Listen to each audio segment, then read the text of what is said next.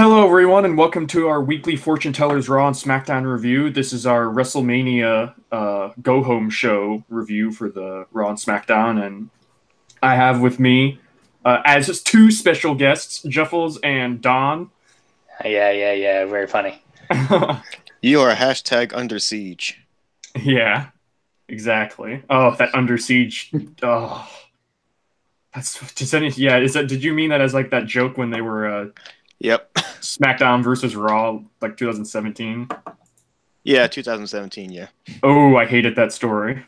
I don't know about you guys, but I thought you were talking about Under Siege from like a year ago from Survivor Series. no, that was in 2017. No, yeah, that was 2017.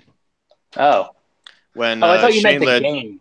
I don't know why No. I thought you meant the game SmackDown versus Raw, even though there Oh, was no, SmackDown versus Raw in 2017. Oh, I see. Yeah, I see what you're saying. Yeah. Yeah. I don't know. Honestly, though, to be honest, I prefer SmackDown versus Raw over 2K. Me too. Oh, yeah, me too. Yeah. I haven't think even. everybody does. I played WWE 13. It was. I mean, it was made by. Was 13 the last one that Yeah, 13 was the last one. from before 2K? Before took it over? became 2K. Yeah. Well, actually, technically, I think I read somewhere that 14 was like made pretty much basically by Yeah, that's THQ, true. and then just 2K slapped their name on it. But Yeah. other than that, yeah. So yeah, this is Raw and SmackDown review, and honestly, I don't know what you guys saw about the shows. It's WrestleMania is right around the corner. Do you guys feel any more excited for WrestleMania having watched these shows? I'm excited for the main event after that. Yeah. I'm excited for the main event, and I'm also excited for Bryan versus Kofi. I guess we can go at the end of the show. We'll go through the entire card as it is right now and say if we're excited for the match or not. Yeah, and we'll give our basic predictions, or maybe not. Probably not basic because we overthink things, and by we I mean me. But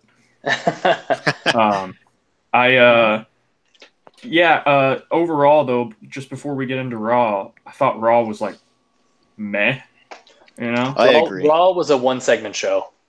pretty much. Yeah. I mean, let's just get into it then, because before Raw started, they announced on Twitter that Stephanie would be making an announcement about the main event with the women. And by the way, how many times did they mention that the women were main eventing on this show? A lot. And SmackDown, for that matter. It was never ending. It's like, okay, we got it. It's the main event. Like, well, you gotta let them go do their historical thing. Like, you knew this was coming. yeah, but it was just kind of like beaten over the head with it. But we theorized what Stephanie would say because of the debacle that went down with the SmackDown Women's title last week with Asuka and Charlotte. And Yep. we I was theorized. kind of hoping for some clarity on that. Yeah, and as we soon find out on SmackDown, we don't get clarity, but, I'll rant about that debacle. And that was a debacle in and of itself, that episode. But Yep. Stephanie came out on Raw, and honestly, she got all boos. Like, sometimes she gets a little bit of cheers just because it's a McMahon, I suppose, but she got booed hard on this show. Where were they again? Were they DC, I think? Yeah, DC. DC. Yeah. So she got booed heavily, and her music sounds like her music kind of sounds like ghetto in a way, you know what I mean? You know what her music reminds me of? It reminds me of like a Cedric Alexander type of theme where there's really no power behind the voice of the singer. Nope. Oh, there's way more power on Stephanie's theme music than Cedric's. Yeah, I guess, yeah. Anyways, she came out, and of course, the rich irony was that Raw this week was on April 1st, April Fool's Day. So she came out and said, I'm the fourth competitor. I'm adding a fourth competitor to the match. Me, which actually was kind of funny. I got it. Oh, yeah, I agree. Yeah, I think that was really funny, Because too. you need the creator of women's wrestling in the main event, too. Yes, exactly. She created wrestling. She created women. Yeah. Not God. You want to know what Adam and Stephanie. Yeah. You know what? You know what would have been? Well, don't you know that her father Vince is God? You know. Didn't he And say Brady like was Remember that the time world. he wrestled God? Didn't he say he was God that one day though? I mean, so did JBL, but Or in the words of Joey Styles, he mocks God. He mocks God. You guys remember that? Where he like I quit? I just remember the wrestling God from JBL. Oh, Yeah. okay. Well, that was from when Joey Styles like quit on live TV and cut that worked promo, that worked shoot promo, Oh, okay. where he was like, he mocks God. Well, anyways, I thought, you know what would have been great heat? If Stephanie said, I'm adding a fourth competitor, Asuka, April Fools. That would have been heat. that would have been heat. Yeah. So basically, all Stephanie has to say is that since Charlotte is now the SmackDown Women's Champion, it is going to be winner take all. Mhm. So whoever wins is going to be the Raw and SmackDown Women's Champ. So I don't know if that means that they unify it or they're just going to do the deal where it's just a double champion and then they lose one of them down the line. But yeah, I mean, it is what it is. I've voiced my complaints about this, so Yep. it's kind of lame what they did to SmackDown, but you know, Mhm. and we'll get back to SmackDown, of course. But right after that, that was pretty much all she had to say.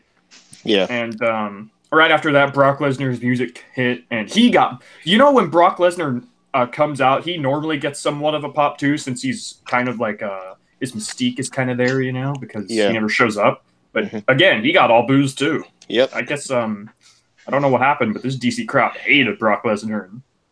And for good reason. Yeah, Mhm. for good reason.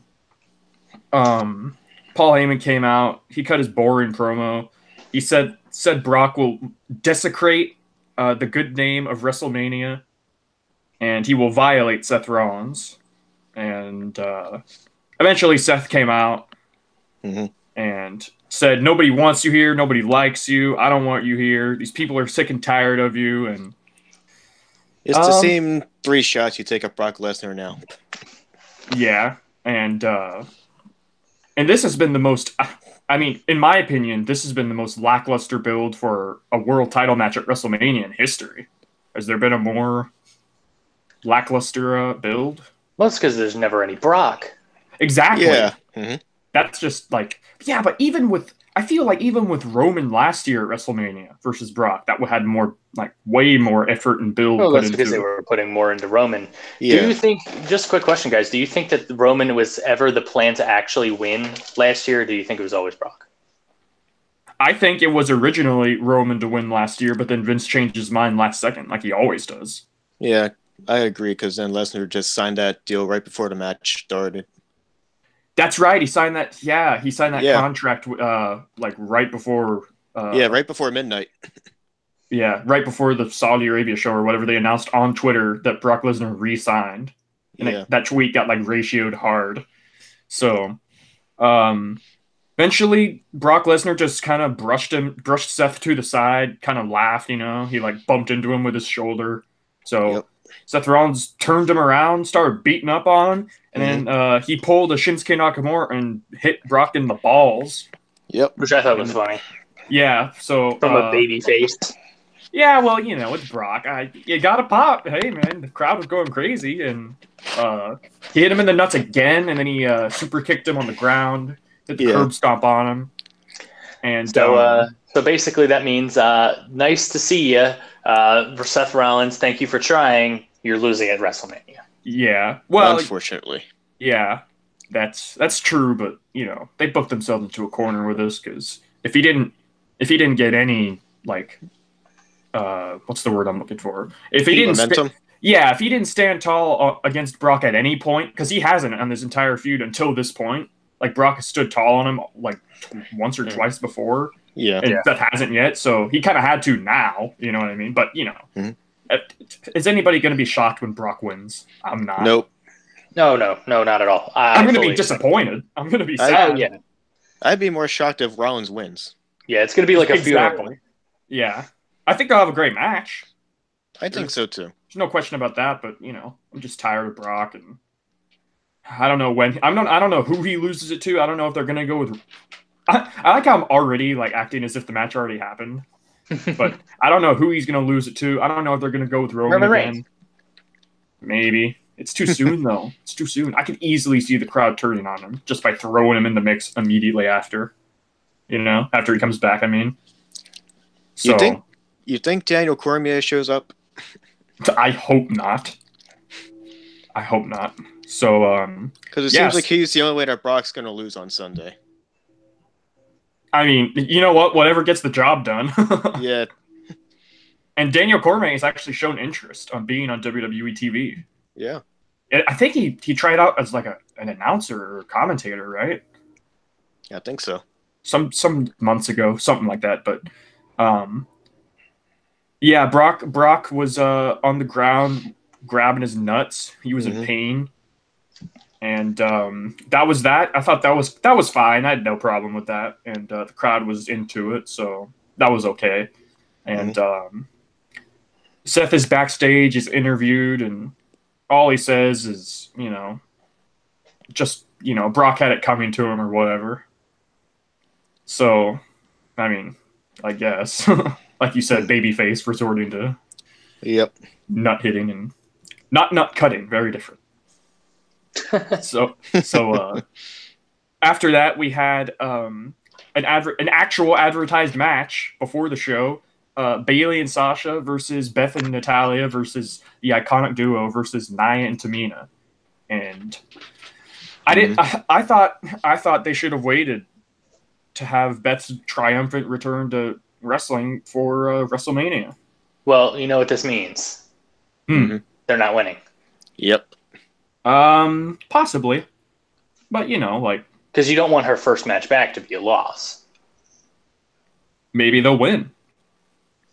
Yes, but my theory is if they were going to win, they would have waited. Yeah, that's true. I feel bad for Natalya in all of this. Oh yeah, she's definitely been overshadowed, and Natalya is always the one who's just there. She's the best friend.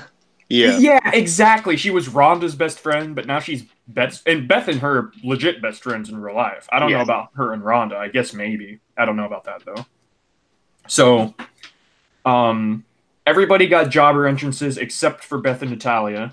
So, tag team champions can't get an entrance 6 days before WrestleMania when they have a title match, which is annoying to me. But my stance on freaking jobber entrances in general. Yeah. So, this match was meh. It did nothing for me. Like Sasha almost freaking fell off the ropes and could have hurt herself at one point. She tried to do that jumping off the ropes arm drag or whatever, and I'm glad she didn't hurt herself there. And eventually, it just devolved into chaos. And Beth Phoenix. Who did she put through the barricade? Oh, that was Tamina. Yeah, she speared Tamina through the barricade. Yeah, and that actually got a decent reaction too. This whole crowd was great throughout the whole night. This DC crowd was pretty hot for everything. Beth destroyed Tamina. Yep, and Peyton Royce threw her back in the ring, and eventually Beth Phoenix hit the glam slam on her. And the crowd gave her "You Still Got It" chants, which I guarantee you the wrestlers hate hearing. I hate that chant so much. It's kind of like an old fuck. Yeah, exactly. It's meant to be like a nice compliment, but it's kind of like backhanded in a way. Like they don't mean it to be backhanded at all. Of course not. But it's just how it comes off, It's exactly like you're so old that we have to let you know that you did a good job. Yeah. Yep. At least it wasn't like "You Still Sucks" chants, right? When somebody does something good, but then the crowd still hates them, I remember it was Roman. It was just Roman. No, I remember watching a 205 Live episode when TJP was still a babyface and everybody hated him, Like he got booed hard as a baby. Just hates TJP in general. Well, everybody booed him as a babyface, but then he turned heel on an episode 205 Live, and he hit some cool offense or whatever. It was actually pretty cool. And the crowd still chanted, "You still suck! You still suck!" So I think I remember watching that with you, Trenton. Yeah, that was funny. So, at least he's getting booed as a heel. And now look at him. He's not. Where is he AEW bound. Maybe he'll be freaking. He's all in. Maybe he'll be go back to Impact as Manic or whoever. Maybe he'll go back to Impact and as oh no, I was gonna say oh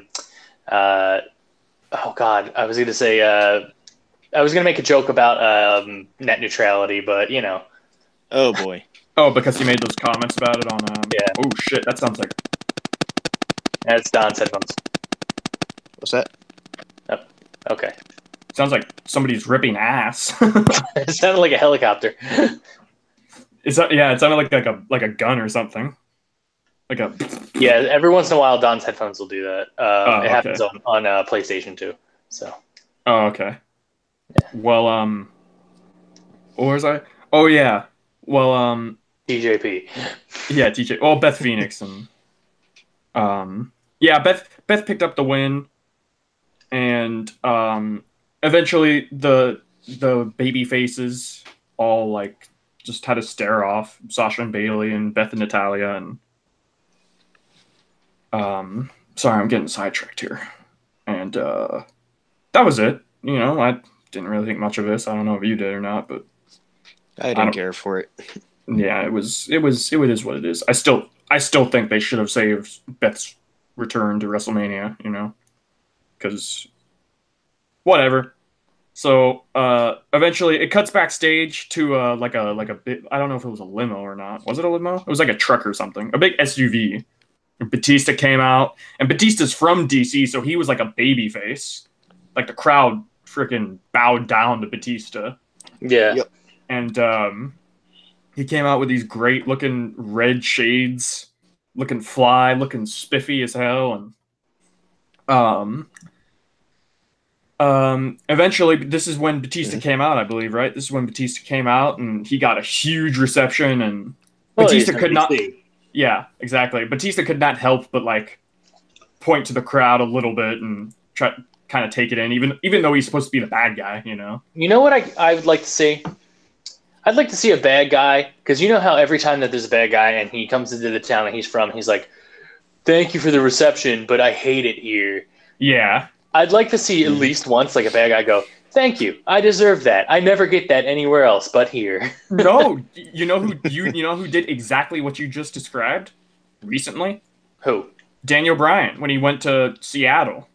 Oh, really? Yeah, because he's from Washington. He's from Aberdeen. So when they went to Seattle, the crowd literally bowed down to him and cheered heavily. And he was like, "See, you people understand me." Because, Seattle's total, his character, hippie. Pretty much. Yeah. Yeah. Pretty liberalized and... hippie. Well, I don't know about hippie, but, Yeah.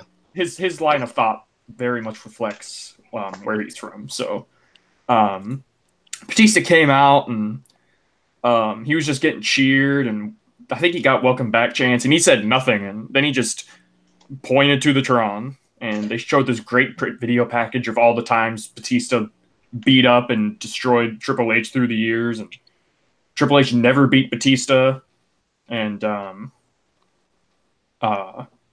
it comes back to Batista. The crowd is going crazy. They're cheering hard for him, and he takes his glasses off, looks dead dead right towards the camera, and he goes, "Hunter, kiss my ass." And then he just drops the mic. Just drops the mic and walks away. I love that. Yeah, that's what they should have done when Batista had that live via satellite interview. That was kind of like a flop, It got boring chants, got CM Punk chants. You mean the one in Philly? No, the one in Chicago. Oh. That was 3 weeks ago. I can't remember. But yeah, this was short, to the point. It got the point across, and it was a fun line. And it didn't last 3 years, Yep. So that was fine. And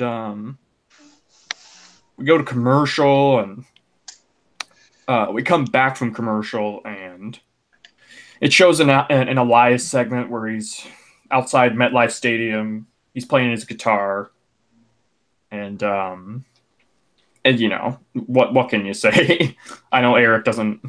Yeah, I'm not a Elias fan. Yeah. Well, lucky for you, your favorite came up after this. It was a We're not going to talk about that match. It was an I want to talk about this match. I don't want to talk about this match. It was an impromptu lumberjack jobber match. Yeah. Between Apollo Crews and Jinder Mahal. Yeah, that jobber Apollo Crews. Well, I mean, it is what it is. I love Apollo, but you know. I mean, he did a good deed on Monday. Yeah, you are triggering Eric right now. So, they had the Andre the Giant Memorial Battle Royal trophy out by ringside to further prove the point that this match is filled with jobbers. So, yep. Apollo hit a frog splash. He beat Jinder Mahal. And eventually every lumberjack stormed the ring. They started brawling. We've seen this before, right? So yep. They start throwing each other over the top, and Apollo stands tall. And Apollo touched the trophy. He posed with the trophy, and that means he's not winning. So, poor Apollo. He ain't gonna win now. As if he was going to. Who's winning that, by the way? Who do you think's going to win that? Do you want to go over that at the end? We can, I guess. Yeah. Yeah. That's true. So because we got to talk about SmackDown with their stuff too. True. So. That's true. Yeah. So after that, I want to point out something funny though during that brawl that they had in the ring, all the jobbers and stuff. I was watching Titus O'Neil in this brawl. The ring was filled, and they're throwing people over the top. And Titus O'Neil looked like he had no idea what he was doing. I don't know if you guys noticed this. It looked like at one point... that just his gimmick? He just doesn't know what he's doing. Well, no, but it looked like one point he tried to hit a tiger suplex on somebody, but he just wouldn't... he just wouldn't do it. I can't even remember who he tried to do it on. It looked hilarious. He was just holding him in this position and did nothing with it. And then he turned around and started awkwardly punching. You remember when he kissed his son on the lips? Yes. Oh, that was on Money in the Bank 2016. Yeah. I remember that. So he lost the U.S. title match. Wasn't it The Miz or something like that? No, it was Rusev. Rusev? Okay. What, you mean to tell me Rusev won a well, did you know that Rusev has a negative streak at Mania? Yeah.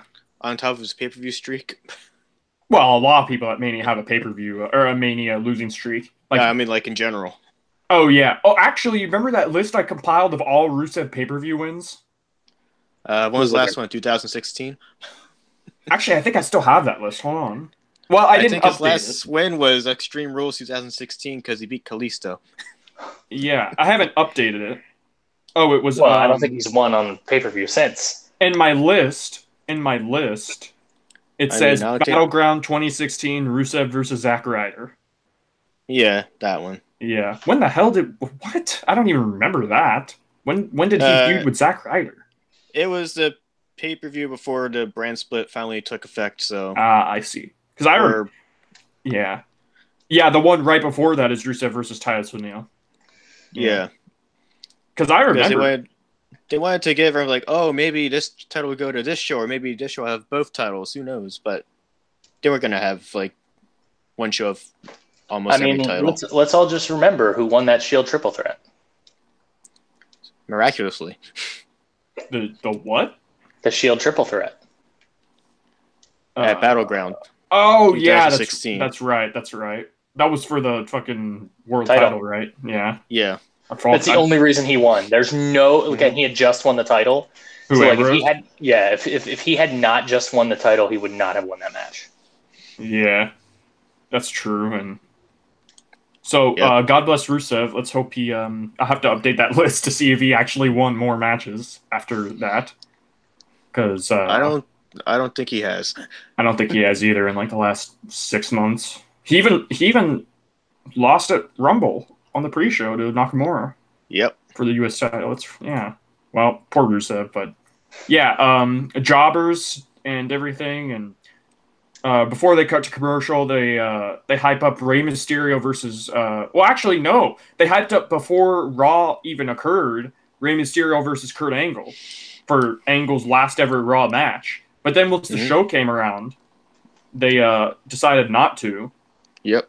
And it just showed Rey Mysterio and Kurt Angle backstage, like talking and stuff in the locker room. And I wonder why they. I guess they didn't want to have either of them lose like a week before Mania. But as we find out later in the main event, that goes to shit. So it comes back from commercial, and Kurt Angle's now his advertised segment is just saying his farewell to Monday Night Raw. And he's wearing this "You Suck, Thank You" shirt. Yeah. And, I cannot imagine wearing that shirt in public. Thank you, you suck. Well, you know, I think people, wrestling fans would like understand it, but a lot of people would be like, why the hell does that shirt say "You Suck"? Yep. So they show this awesome video package of all the shit through his career, and they played a horrible song for it, though. They showed that damn "Love Runs Out" song that I hate.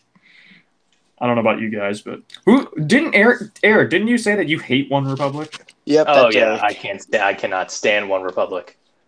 I don't even mind that one song they have. What is it? I don't mind "Good Life." You know, that one's not awful. But I hate this song. I also hate it's too late to apologize. For Timbaland. Yeah. You know, for the longest time, I thought that was Justin Timberlake. Well, probably because it was with Timbaland. Yeah, that's probably true, because I just thought I got my Tims mixed up. I thought Tim was in it. Wouldn't that be funny? So Timberlands while you go to the Timberland concert. Yeah. So everybody's yelling "Thank you, Kurt," and it cuts back to Kurt, and he's like smiling, and he's kind of teary-eyed a little bit, and he's gonna bawl like a little baby at WrestleMania. So then, of course, the go-away heat machine, Baron Corbin, comes out, and everybody boos him. And you just don't know. I got a question for you guys. Since I read this, it's a pretty mixed opinion. A lot of people think that Corbin is one of the few legitimate heels in the company because he's really good at heat, and he's not so bad that he's not bad that people. He's not Eva Marie heat. Yeah, he's like legit heel heat. What do you guys think? Because I think I saw a post like that on Reddit today. Yeah, where people think he's some great heel, and I don't think he's great, but I think he's good. What a heel's supposed to do, he does a good job. Exactly, that's what I think. I just want him off the fucking screen. I think he's a great heel, but not in the way that he should be. Yeah. I think Baron Corbin should be a badass. That's what drew me to liking him when he was in NXT, because of his character was kind of a badass. The lone wolf. Yeah. But now he's just like the whiny, petulant child that everyone wants to see get their ass beat. Yeah. But he's just annoying is why nobody wants to see him, because he's just always there, and his matches aren't ever stellar or anything. I don't know. He's that coworker that you hate. Yeah, he's that coworker that got the raise that you should have, right? Yep. So the comparison is he got the match at WrestleMania with Kurt when it should have been someone else, you know. But then again, who am I as a fan to be saying what should and shouldn't happen, right? So I can go down that rabbit hole all night, but you're gonna work yourself into a shoot. Yeah, exactly. Don't work yourself into a shoot, brother. Your jabroni marks. Huh? I said jabroni marks. Oh, your Hulk Hogan sounds a little bit like your Braun Strowman. Oh no. You know what I mean? Kind of does, doesn't it? You know what? Honestly, that'd be a great dream match. Let me tell you something, beastie brother. Yeah. So Corbin comes out, and he says that video should have been in black and white because it's ancient history. I remember that line. That actually was a funny line, to be quite honest. Yeah. I actually like that line.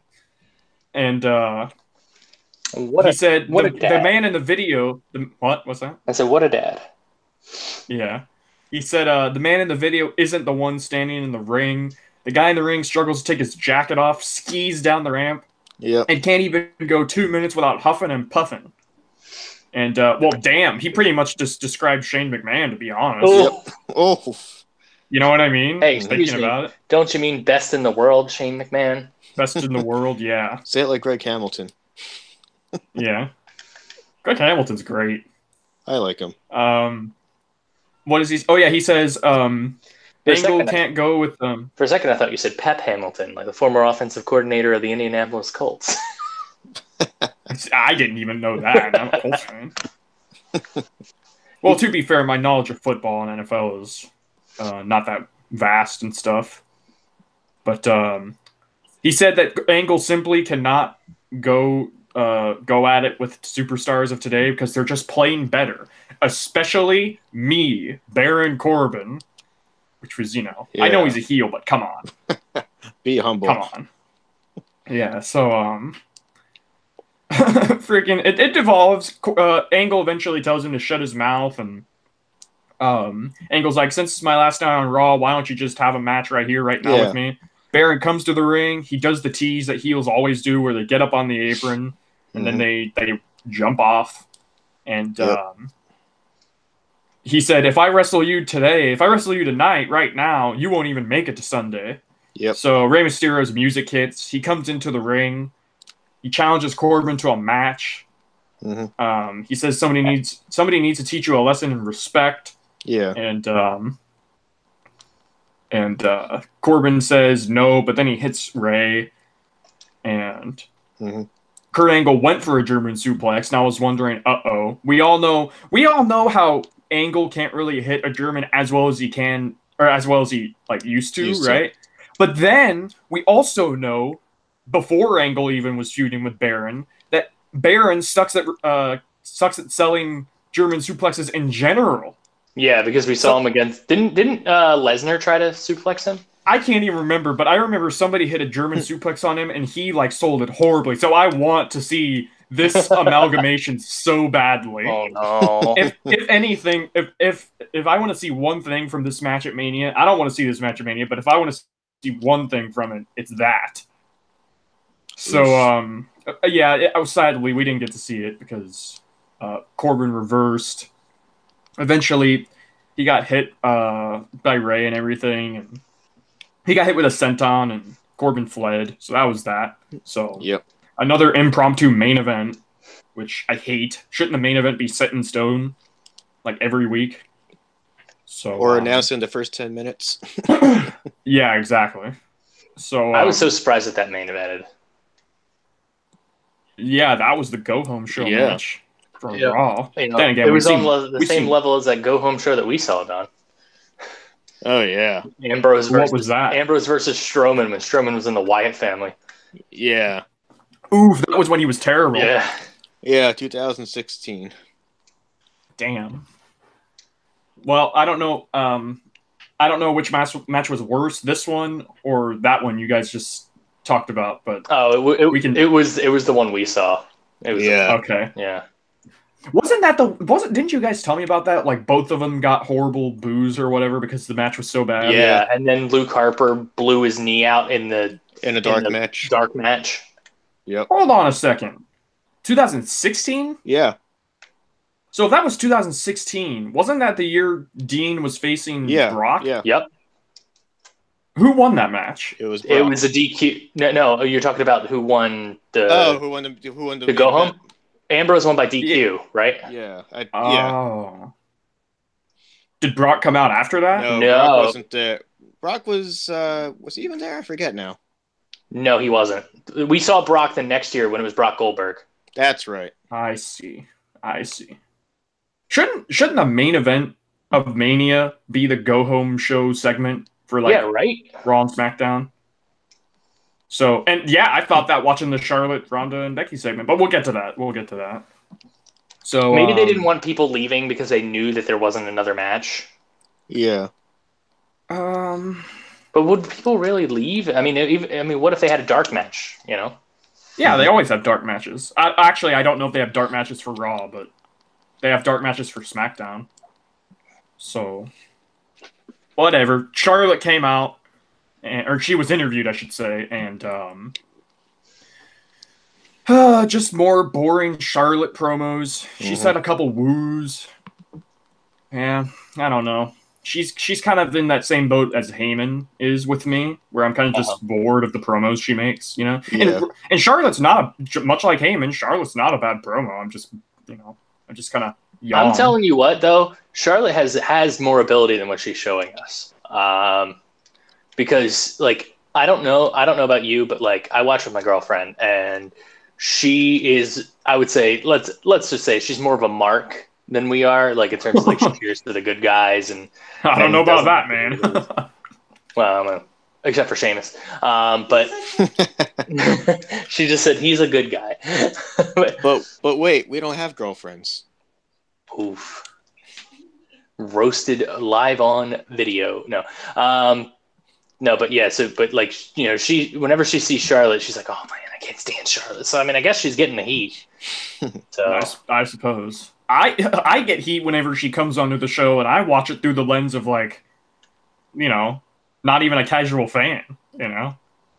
But yeah, she just said she was gonna win at Mania. That's all she fucking said. And as we know, the one advertised match for the show was the 6-woman tag match. Yep. So the thing is that like if you watch Ronda and Charlotte's promos, they were completely idiots because they were like, oh, if they step to me, I'll show them. Yeah, and if you show them, you're out of the main event, you doof. Yeah, no. We'll get to how I think that. We'll get to what I think about that. We'll get to it because I ranted about. I don't know if you guys even. I mean, I know Don somewhat watches my reviews because he just pops in and out of the comments. But I ranted so hard last week during. Actually, I guess it wasn't a full week. It was like this past Sunday, but how WWE never explains anything, and I'm sick of it. I just want to be told what is going on because I think I deserve it. I sit through 5 hours actually. Yep. Sit through 5 hours of TV and nothing is ever explained. So yeah, we'll get to that though.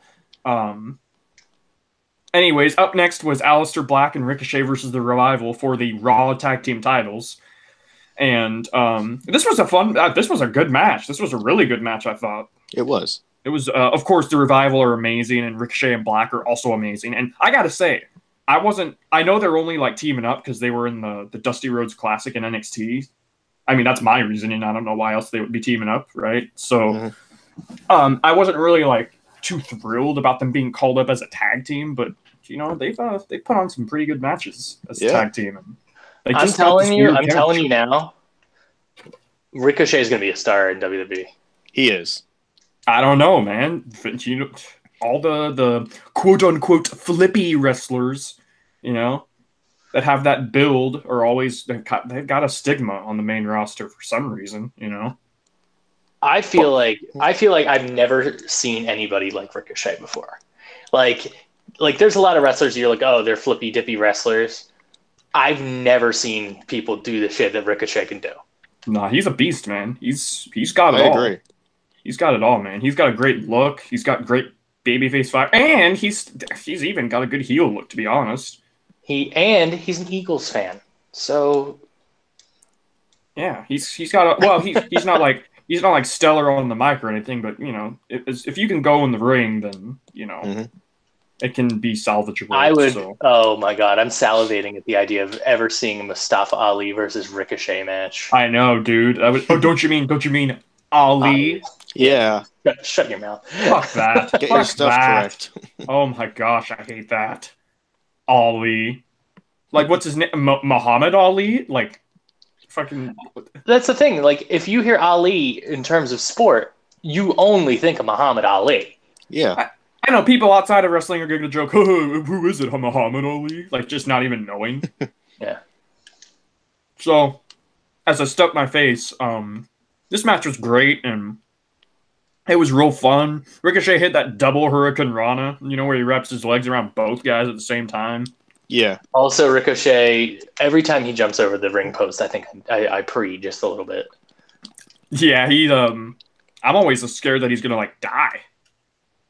You know, with some of these moves, especially his finish. But there was a spot where Dash Wilder hit a gory bomb on Ricochet, And this was a great gory bomb, dude. He hit it perfectly, and the crowd actually popped for that. I feel like people don't see that move very often, so they don't even know what it is, when it happens.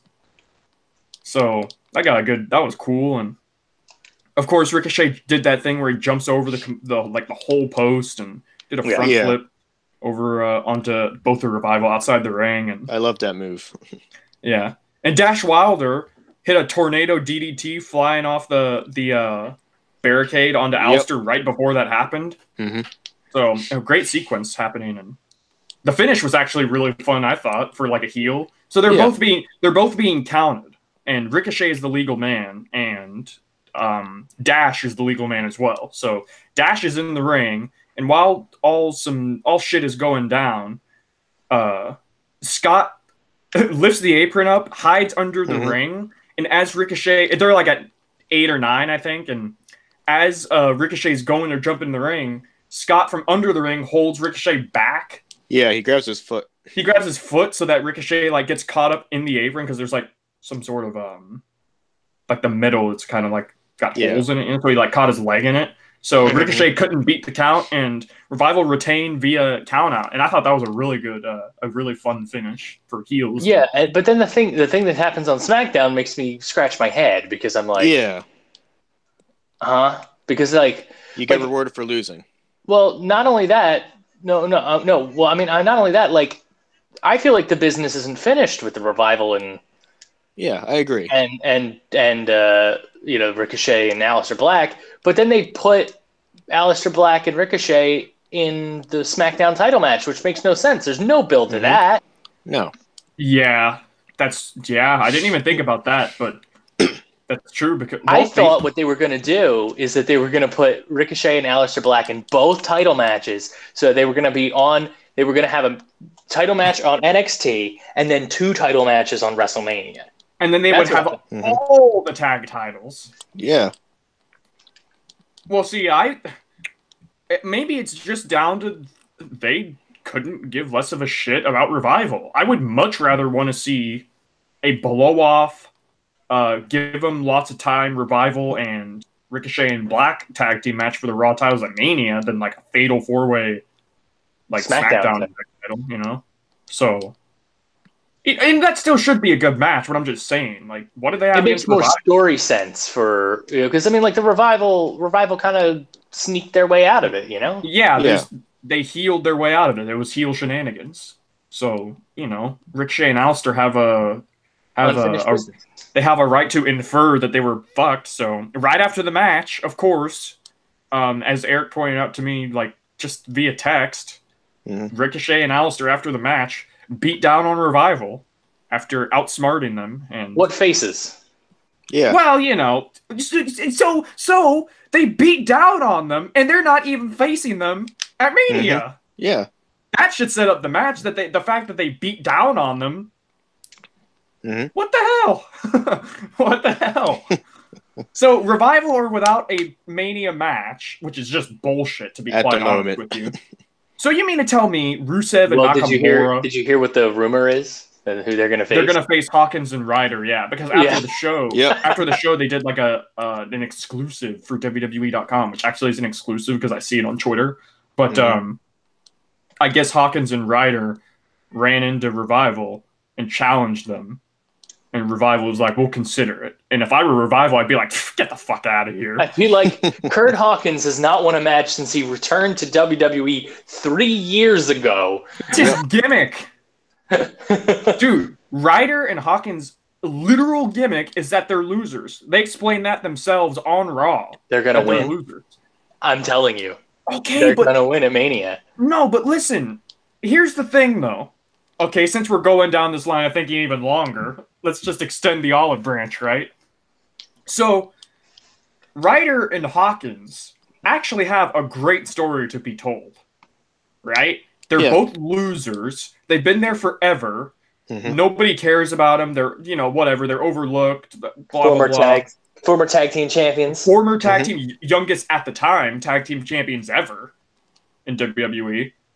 It's like and they're losers and they lost it, and now they have a chance to, to come back and make a name for themselves and beat all odds and win the titles. But if it's that story's fine. That's actually a great story if they do it right. They actually had that same story kind of with B Team, which is why I hated the direction of B Team. Right?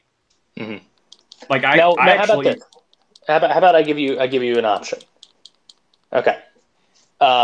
You have a match now. I'm going to tell you it'll be on the pre-show for this Raw tag teams. You're not going to get Revival on the main card. I'm sorry. Of course. But Revival wins clean. They win clean as a whistle. But then they start a program where later on down the line, you build up Hawkins and Ryder, and then they beat the Revival. Would you be okay with that, or? I think if they're actually going to do Hawkins and Ryder at Mania now, like if they were going to do Hawkins and Ryder at Mania, I would have been fucking fine with it as long as they built it up and had story around it. But if they're doing it now, it's kind of a missed opportunity. Is they're in a weird spot though. They're in a very weird spot because they have Kurt Hawkins, who has never won a match since he returned, But they want to have that WrestleMania moment where he wins his first match at WrestleMania.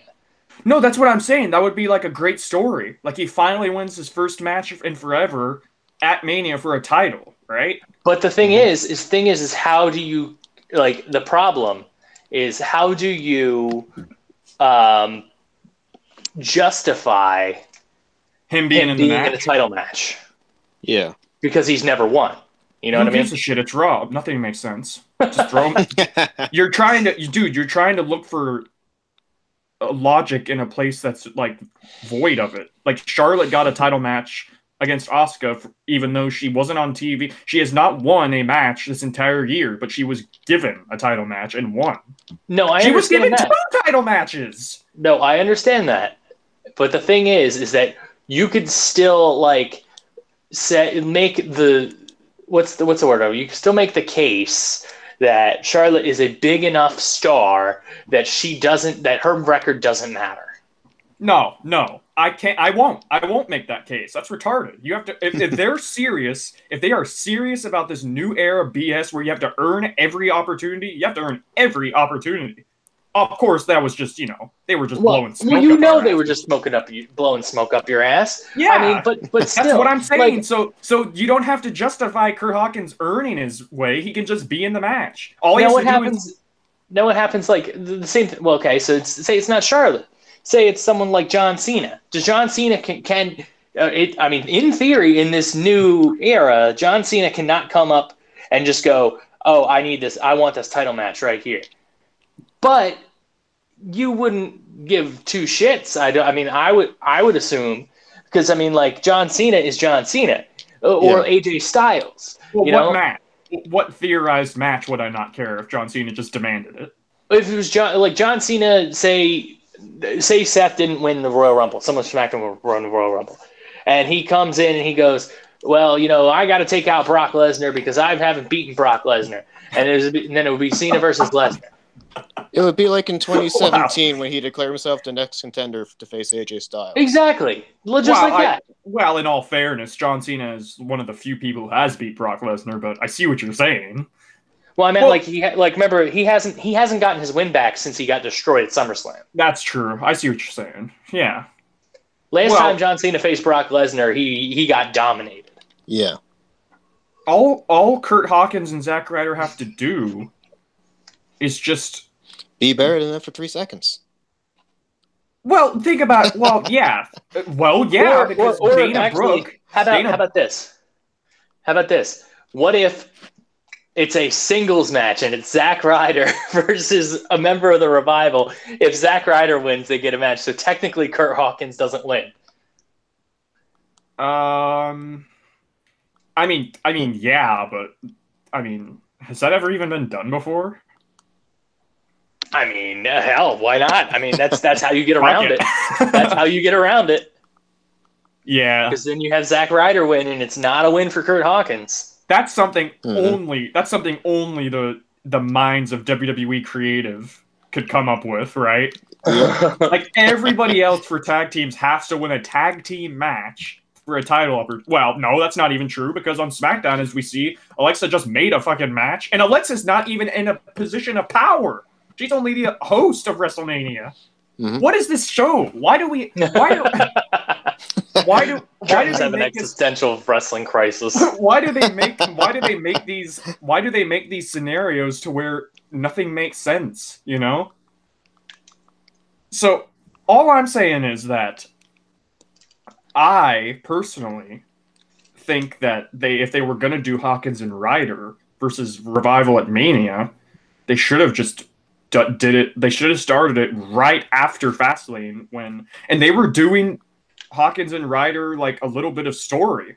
Remember that when they were on TV and they were playing it up, but now they don't even talk about it. Like, why did they drop it? You don't like Revival anyways. You might as well have Hawkins with negative 300 KD beat Revival. KD. You know what I mean? KD. Yeah, I couldn't come up with whatever. He has a negative fucking win rate, you know? Wait, kill, death, KD. KD Vic. There it is. Oh my gosh. Deactivate.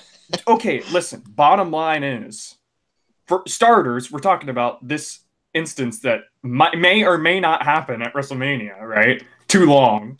And second of all Hawkins has to do with Ryder is attack somebody from behind backstage to get a match. Yeah.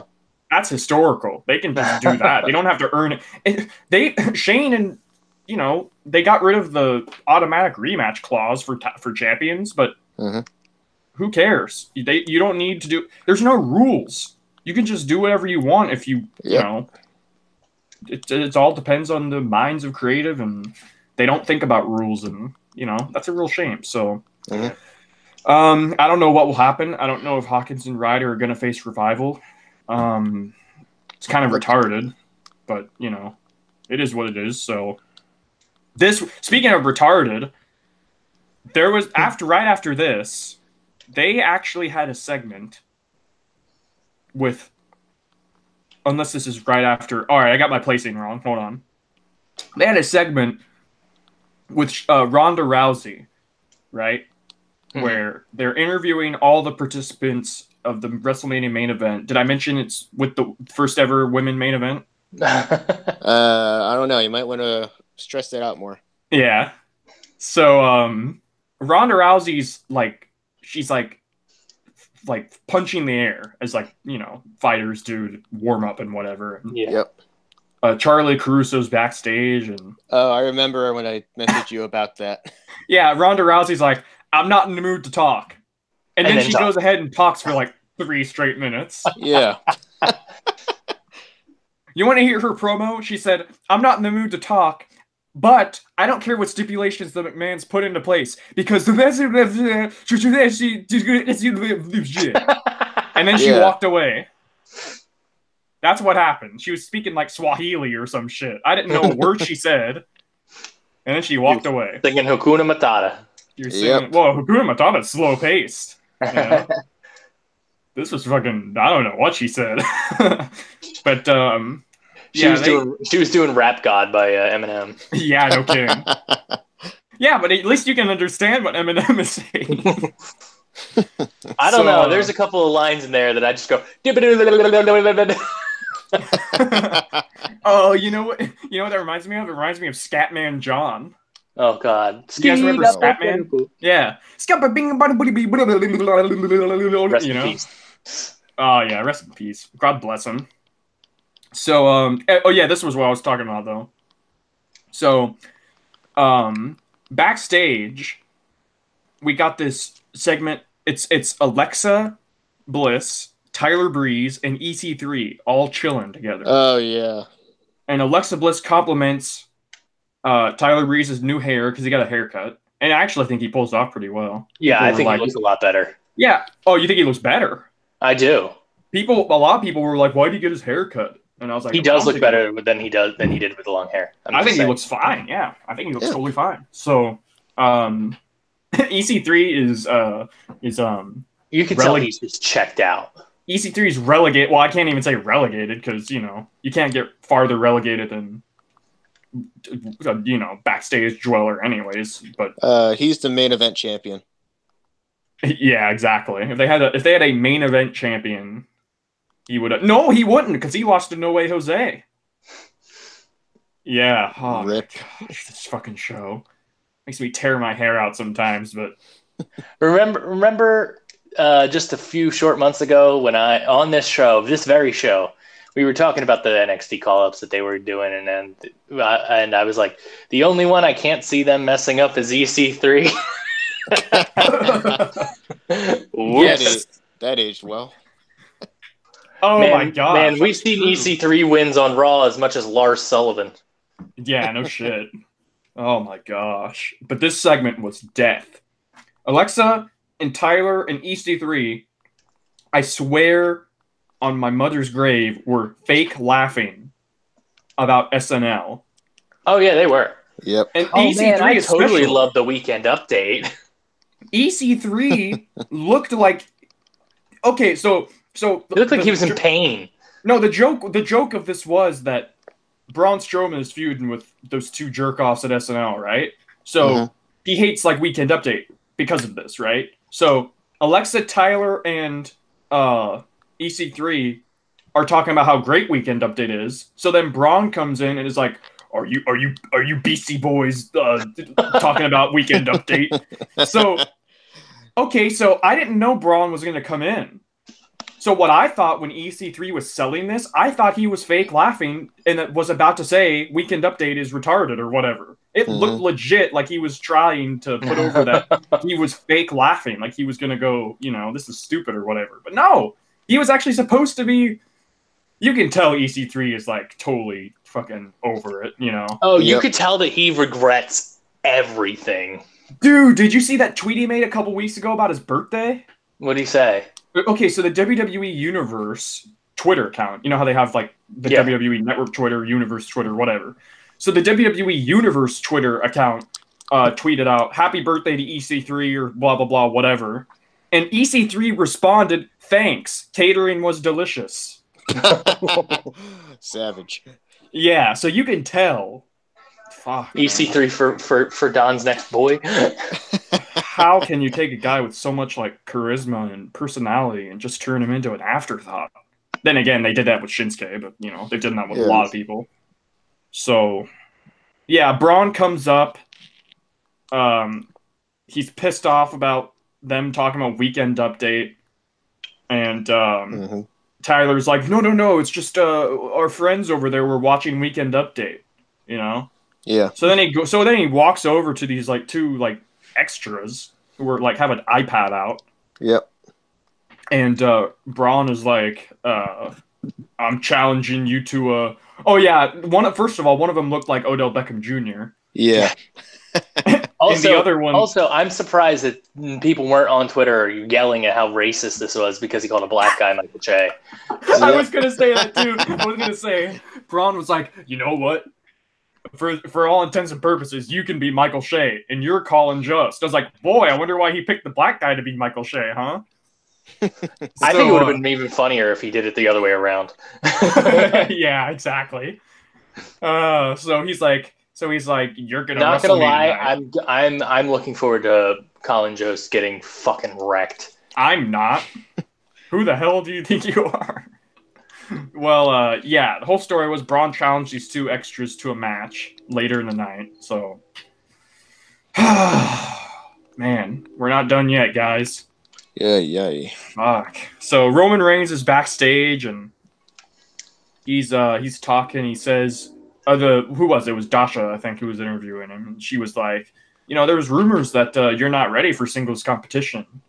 And Roman's like, I'm 100% clear, and yep, I'm ready, and I'm ready to put these rumors to bed. McIntyre comes out of nowhere and just beats the shit out of him. Yep.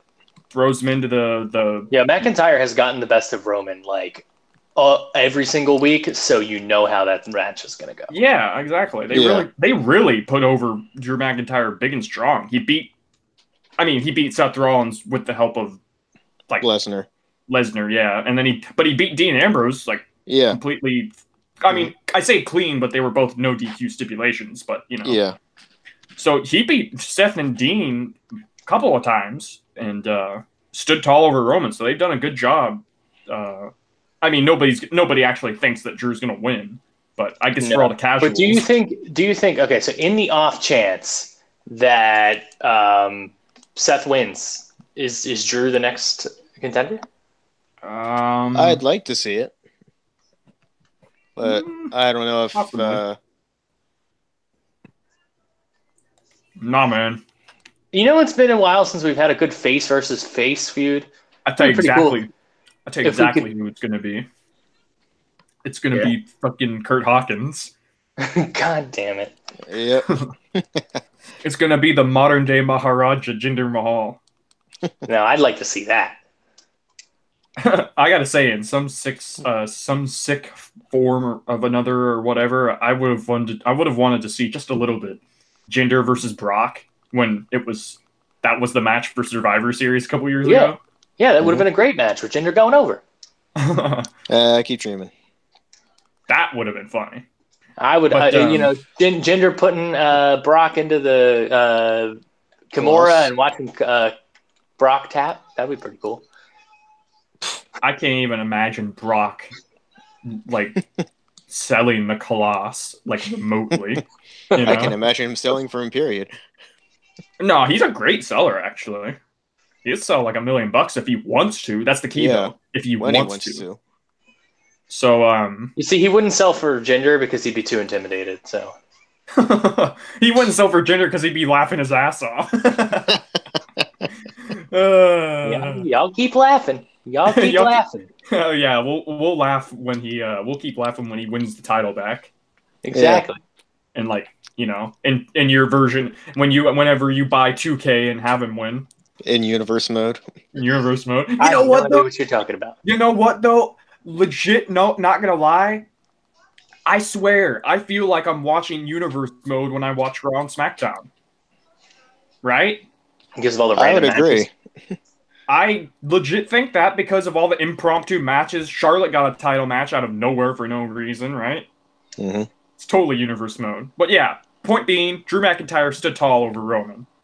And eventually they get to Becky Lynch's interview, and she did not talk so chaotically and erratically like Ronda did.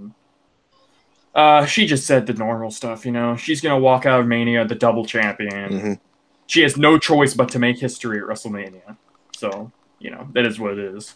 And then we cut to the ring, and Riot Squad is in the ring, and they're the stipulation is, it's a 6-woman tag. The stipulation is, if it's Ronda and Charlotte and Becky versus Riot Squad, and if Becky or Charlotte attack anybody on their team, they forfeit their match at WrestleMania. Yep. Okay, I mean, that's all fine. Well, first of all, I don't like the stipulation anyways. Like, they've done that through the years before. Mm-hmm. Where, like, they have to have the enemies coexist, and if they don't, then there's repercussions. I hate that anyways, because it makes no sense. But in this case, I don't know about you guys, but it really makes no sense. Like, what's the explanation for this match? That and like what happens like if Ronda Rousey, was it only Charlotte and Becky or was it Ronda too? I suppose because Ronda's the champion. Like, what is she gonna do? I heard you. I'm gonna retain my title. Yeah, I'm gonna retain my title now because it's winner take all now, though. Yeah. Yeah. Well, do you think Ronda really gives a shit about the SmackDown Women's title? Well, no, but think about it this way. Like, my theory is that if one of them is taken out of the match, like either Charlotte or Ronda, then their title is vacated, and whoever's left is going up for that title. That was my understanding of it. I just don't. Just from a pure put everything that happened in this story to the side for the moment. I just don't get why this match is happening. Like, what is the point of having the opponents try to coexist? You know, like why? Why? They're enemies. Why should they? You know? Yeah. Like, it just doesn't make sense.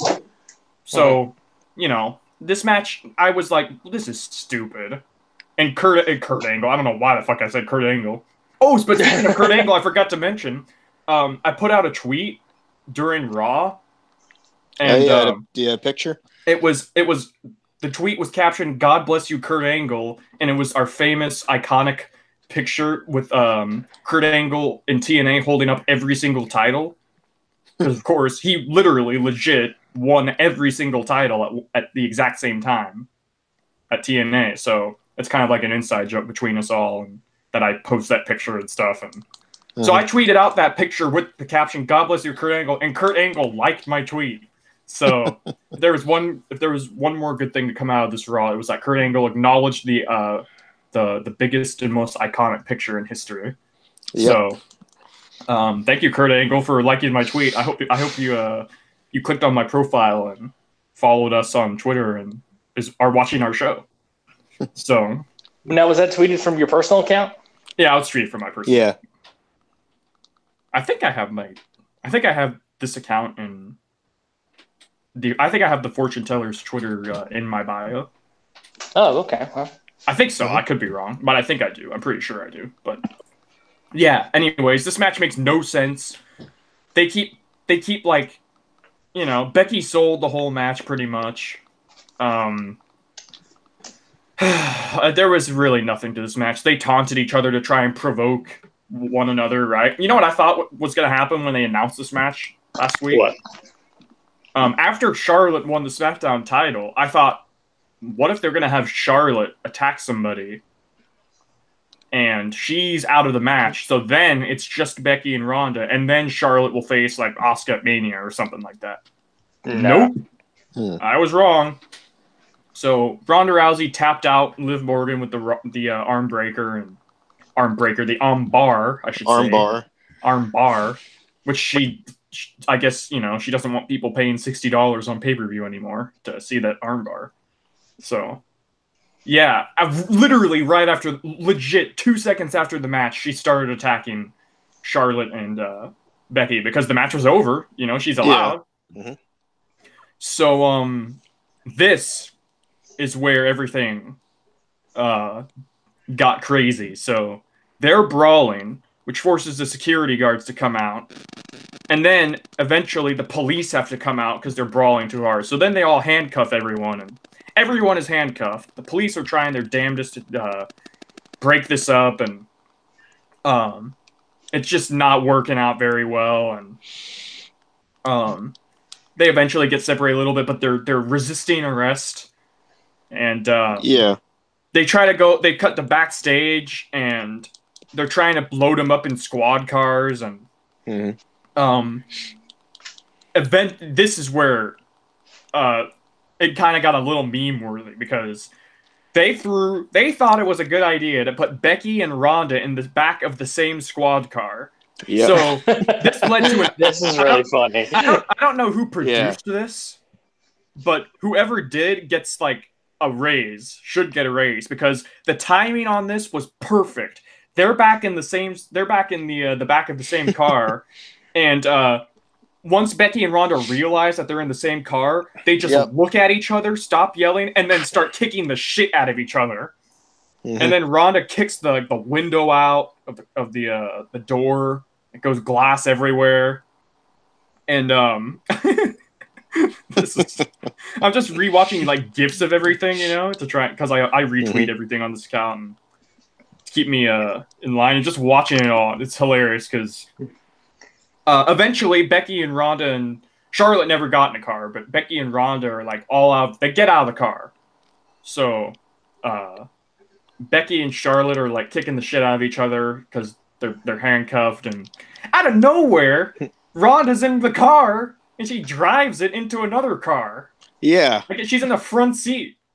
So like, geez, I wasn't expecting that. That was funny. That just came out of nowhere. And then eventually they load Ronda back up into the same car where the window was kicked out. So Ronda's poking her head out the window, yelling shit to everybody, and Charlotte comes out of nowhere. She like shuffles into the frame, like kind of like the way she walks into frame was hilarious. She walks in and knees the hell out of Ronda, sticking her head out the window. That was the best part. Yeah, she rocked her, dude, with this knee. She rocked the shit out of her with his knee, and Ronda like goes back into the back seat, and eventually they get everything under control, and they drive Becky and Ronda out, and Charlotte's just handcuffed and standing there and pissed off. And this was by far the best segment on the show. Yeah, it was crazy. It was chaotic. It was I can't even say overbooked, to be honest, because we've seen arrest angles and stuff like that before, but this was awesome. I thought this was on a show that not much happened. This was the best thing on it, and I don't know. I guess you guys feel the same way. And yeah, damn, I wish the show was that exciting always.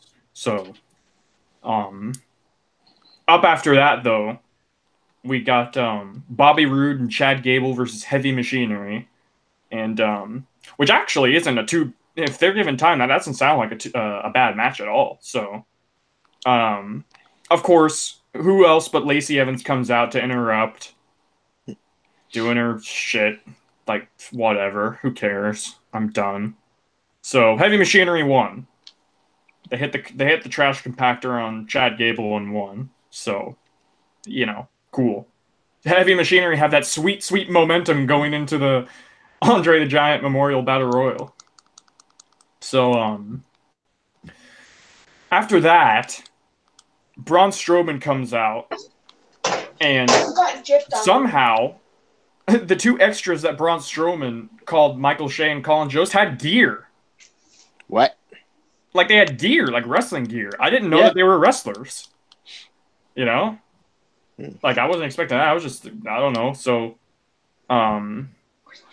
yeah, this Colin Jost lookalike looks like pudgy. He actually, what he looked like, kind of, with his frame? He was wearing red tights, or red trunks. He kind of looked like he was trying out for the Revival. And, of course, the Odell Beckham Jr. lookalike was there. And, Braun Strowman destroyed these guys. He went to town. He had a double power slam on him for the win. And, this was filler. So, Eric, are you still there? I guess Eric isn't there. Probably went to do something. Sorry, I'm here. I'm muted. I was talking to Emily. Oh, okay. He was having a wank. Just a little bit. He was preeing. So, Braun won. Useless match. Bobby Lashley came out after that. He called Finn Balor's win from last week a fluke. Bobby Lashley isn't gonna deal with the dead weight that is Jinder Mahal like he did last week. So I bet Eric hates Bobby Lashley now for saying that. So, boy, am I glad he's losing the title at Mania. I'm not completely sure anymore if he's going to lose, man. I don't even know. If it's the Demon, there's no way that he's winning. I don't doubt them. It's the WWE main roster creative team, dude. They're actually going through with Angle and Corbin. So, yep.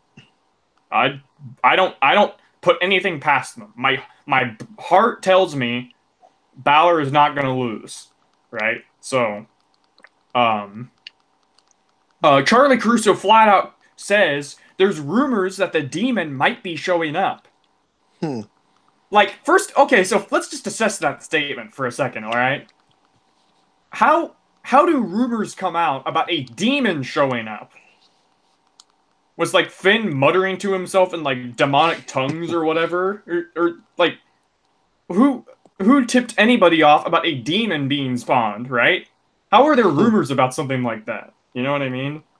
Yeah. That's like saying, there's rumors that the Undertaker is going to teleport out of nowhere and he's going to spawn lightning from the ceiling and strike a casket. Like, how are there rumors about that? And second of all, they just kind of gave away the surprise, right? I mean, they spoiled it on that WrestleMania poster anyways, but for the people that might not have seen it, why would they just give away that surprise, right? So, Balor comes on the screen, and he says, I do have my own personal demons, and then the fog hits in, and then he's in his demon garb. He's wearing the face paint, the headwear, and it is Finn Balor the Demon versus Bobby Lashley at WrestleMania for the IC title. So, it is what it is. What are you guys excited for that match? I mean, it'll be a good match, but I'm tired of Lashley versus Finn. I'm just really am. It's never ending. What is it with Finn and never-ending feuds? They just Remember, because it was the same with Corbin, and then also, what's his name? Who was the other guy?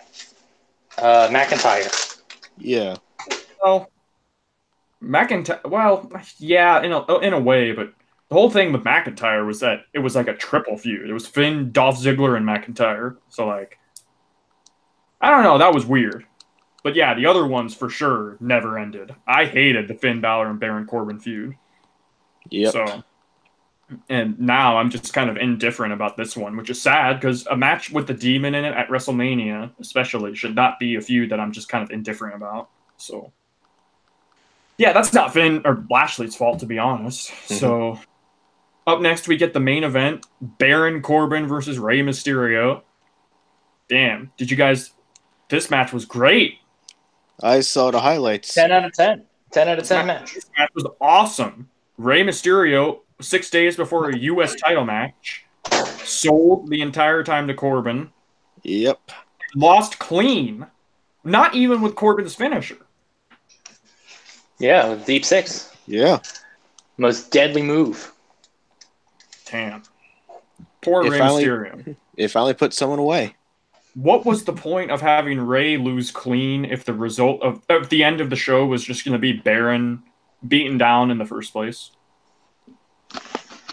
Like, shouldn't they have had Kurt Angle come out to distract Corbin at the least and have Rey win that way, and then Angle like stands tall or whatever? Why would you have Rey lose clean to Baron Corbin 6 days before he has a title match?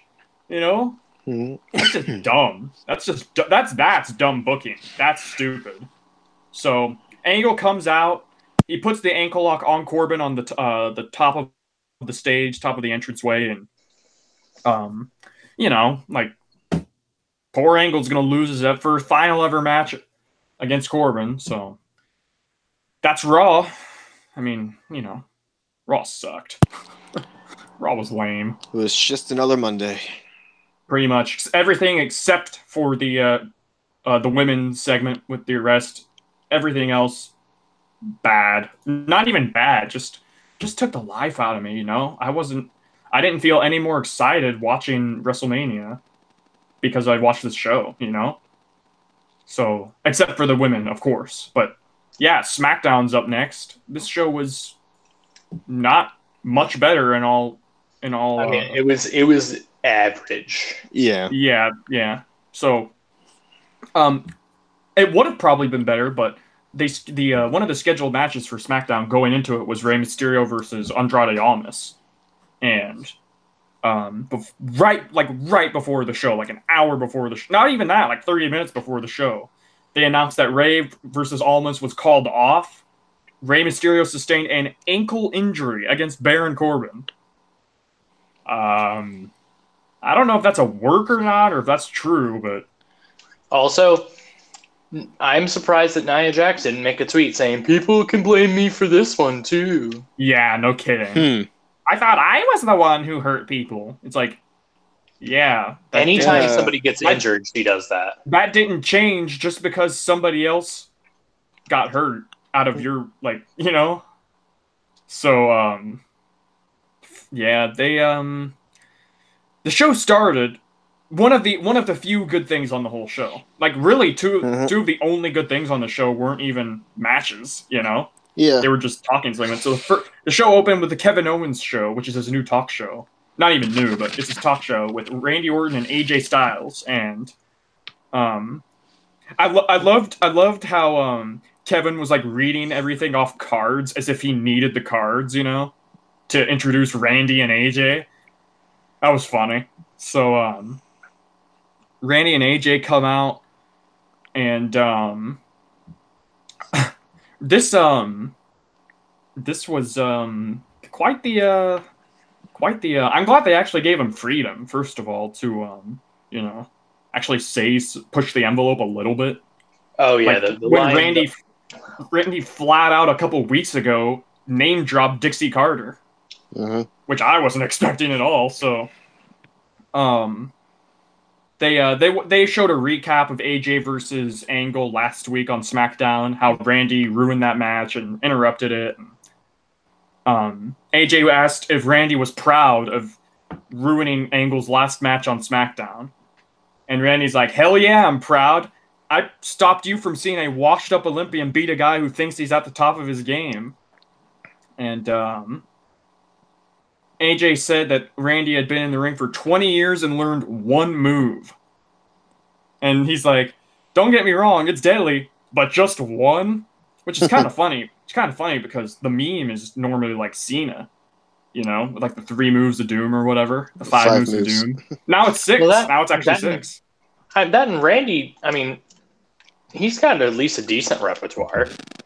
Yeah, I didn't think he had like one move. He's got a lot of stuff in his arsenal. It's just that he's like slower paced, I guess, than most.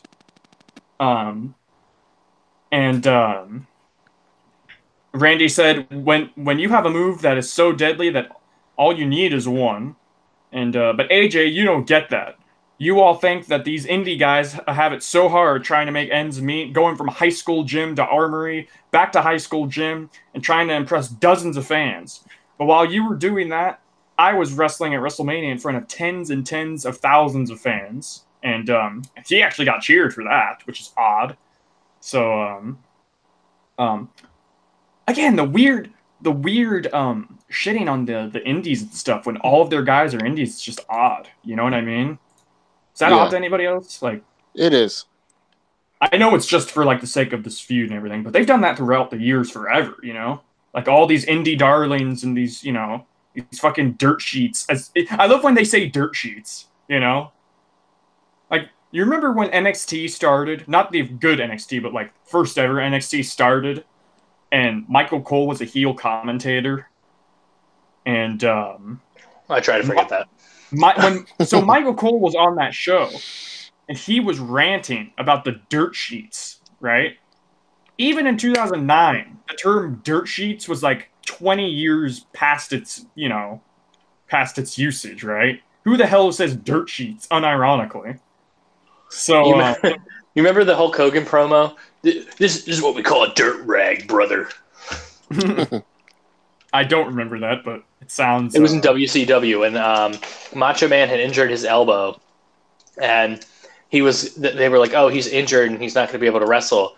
And then, just to spite Meltzer, they made Macho Man wrestle, and like Hogan did like a promo at the beginning. He was like, what I have here is a dirt sheet, brother. They say that Macho Man's injured, but he's not injured. He's going to be here, and he's going to be wrestling, or something like that. And then they made him wrestle injured. Jeez. That's just, that's what you call working the marks, or whatever, working the smarks. Right. So, wrestling injured to own the libs. Yeah. Well, at any rate, AJ said, yes, that's right. When I was in gymnasiums, you were in WWE, getting suspended for failing drug tests. And damn, what a burn, huh? I would have thought they would have said that. They should have brought up his dishonorable discharge from the military. They should have brought up his pooping in a bag. His handshake incident. Oh shit. Yeah.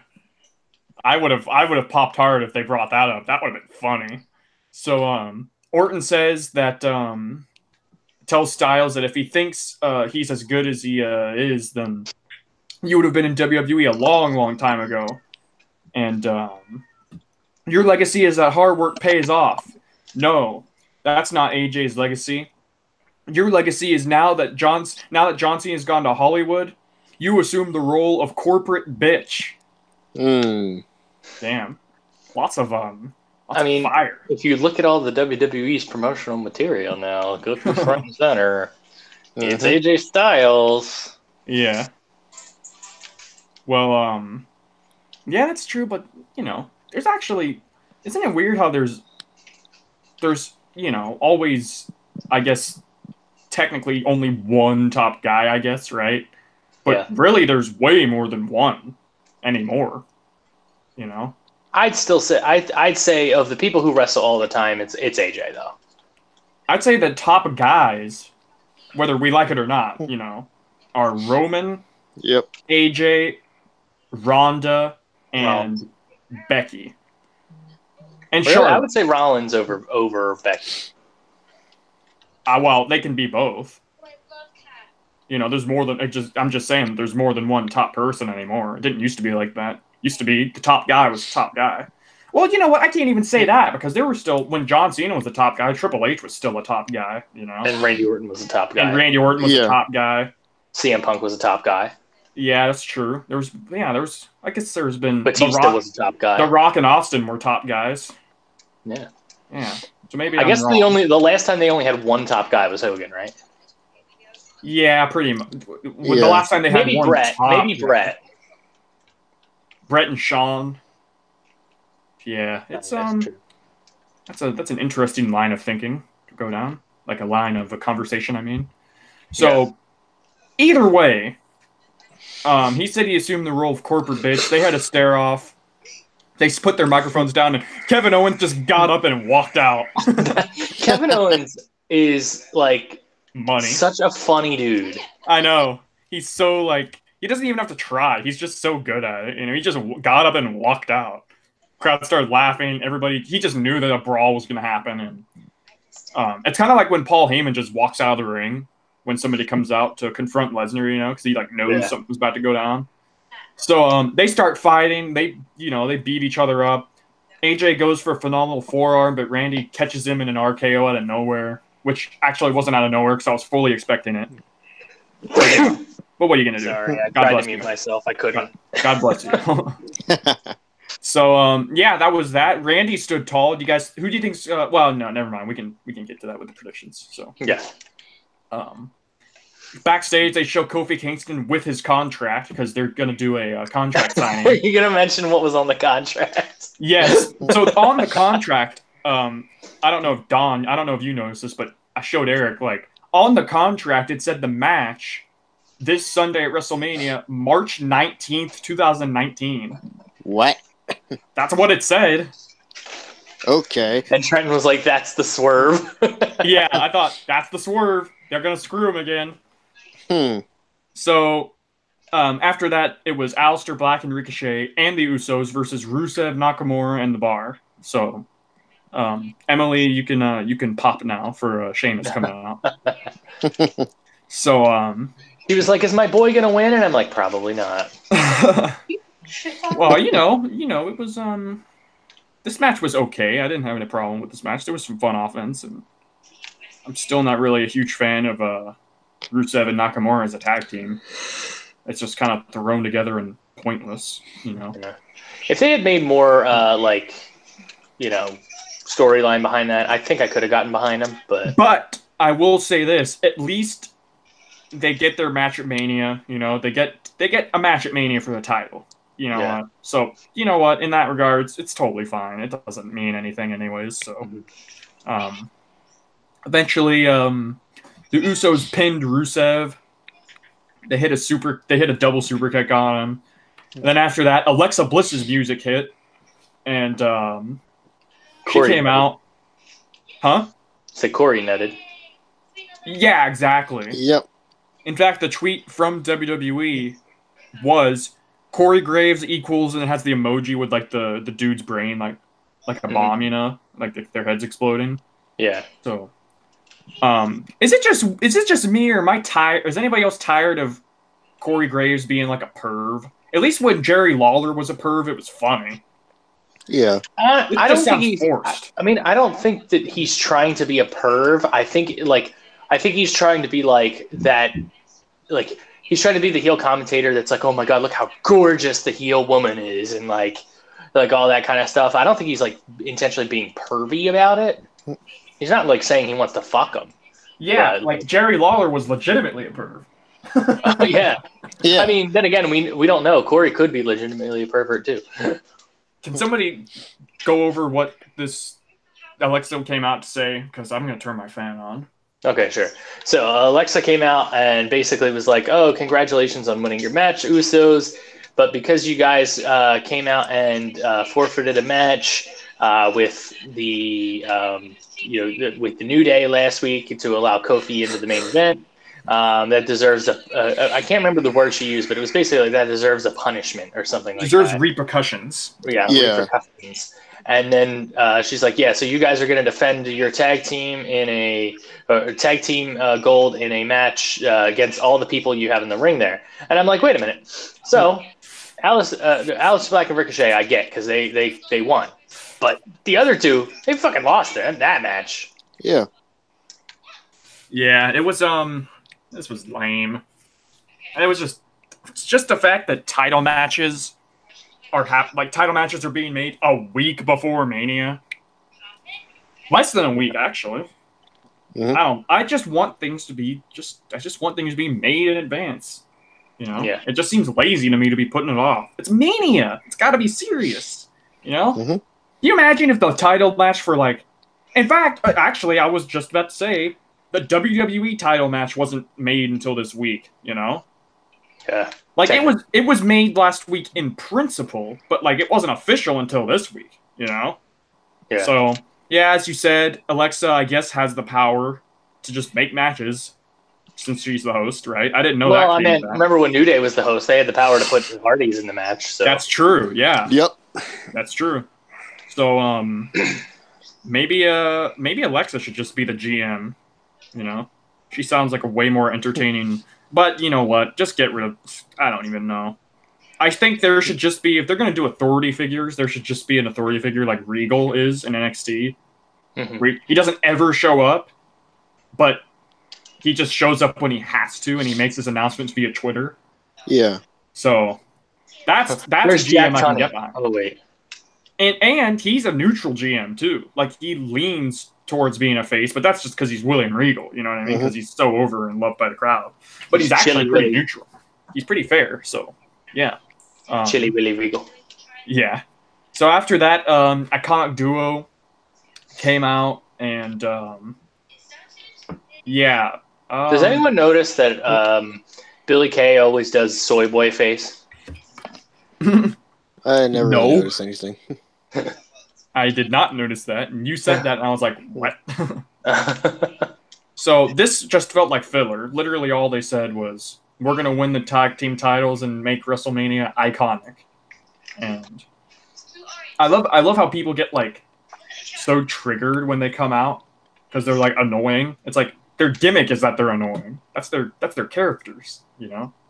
You're getting worked into a shoot, brother. Their characters are that they're annoying, yammering bitches, you know? Mm-hmm. And they do a very good job at it, in my opinion. So I can appreciate a good annoyance here and there, unless it's Corbin. Well, remember, that was Vicky Guerrero's character, too. Yeah, that's true. She did a great job at that, too. Excuse me. Yeah. Did she ever have a theme song? Remember when people made custom theme songs for her, where it's just her saying "excuse me"? Did you hear that people thought that when she was in the Women's Rumble that she farted, but it was just Michael Cole going? No, I don't. People were like, "Oh my god, did Vicky fart?" And it was like, "No, it was Michael Cole trying not to laugh." Well, after that, it was The Miz. They advertised The Miz versus Sanity in a 3-on-1 handicap match. And I thought, they're actually going to job out Sanity 3-on-1 to The Miz. Mm-hmm. All right, I've been seeing this. I want to get you guys' thoughts about this, because this has been a point of discussion for a while now. I, for one, don't get why they're booking The Miz to be a dominant, brawler / fighter / against all odds, freaking strong man. You know what I mean? Yeah. It's Miz. Let's not kid ourselves. I love Miz. I'm not dissing The Miz, but I'm just saying, you know? He's not John Cena. That's what I'm saying, you know? Yeah. I know he's trying to fight for his father's honor and dignity and everything, but it's Miz. I'm really supposed to believe Miz can beat a team as jobbed as they are, 3-on-1. Come on. That's I don't know. I guess I can believe a lot of other things like Undertaker, but you know. Yeah. I don't know. What do you think, Eric? See, I think I don't think that Miz should have won this match. Me either. But that probably means he's probably losing at Mania. So, I don't actually. That's a good one. I don't know who wins that, to be honest. Shane and Miz. That could go either way, in my opinion. As soon as they made the handicap match a Falls Count Anywhere match, I was thinking, okay, this is how Miz is going to lose.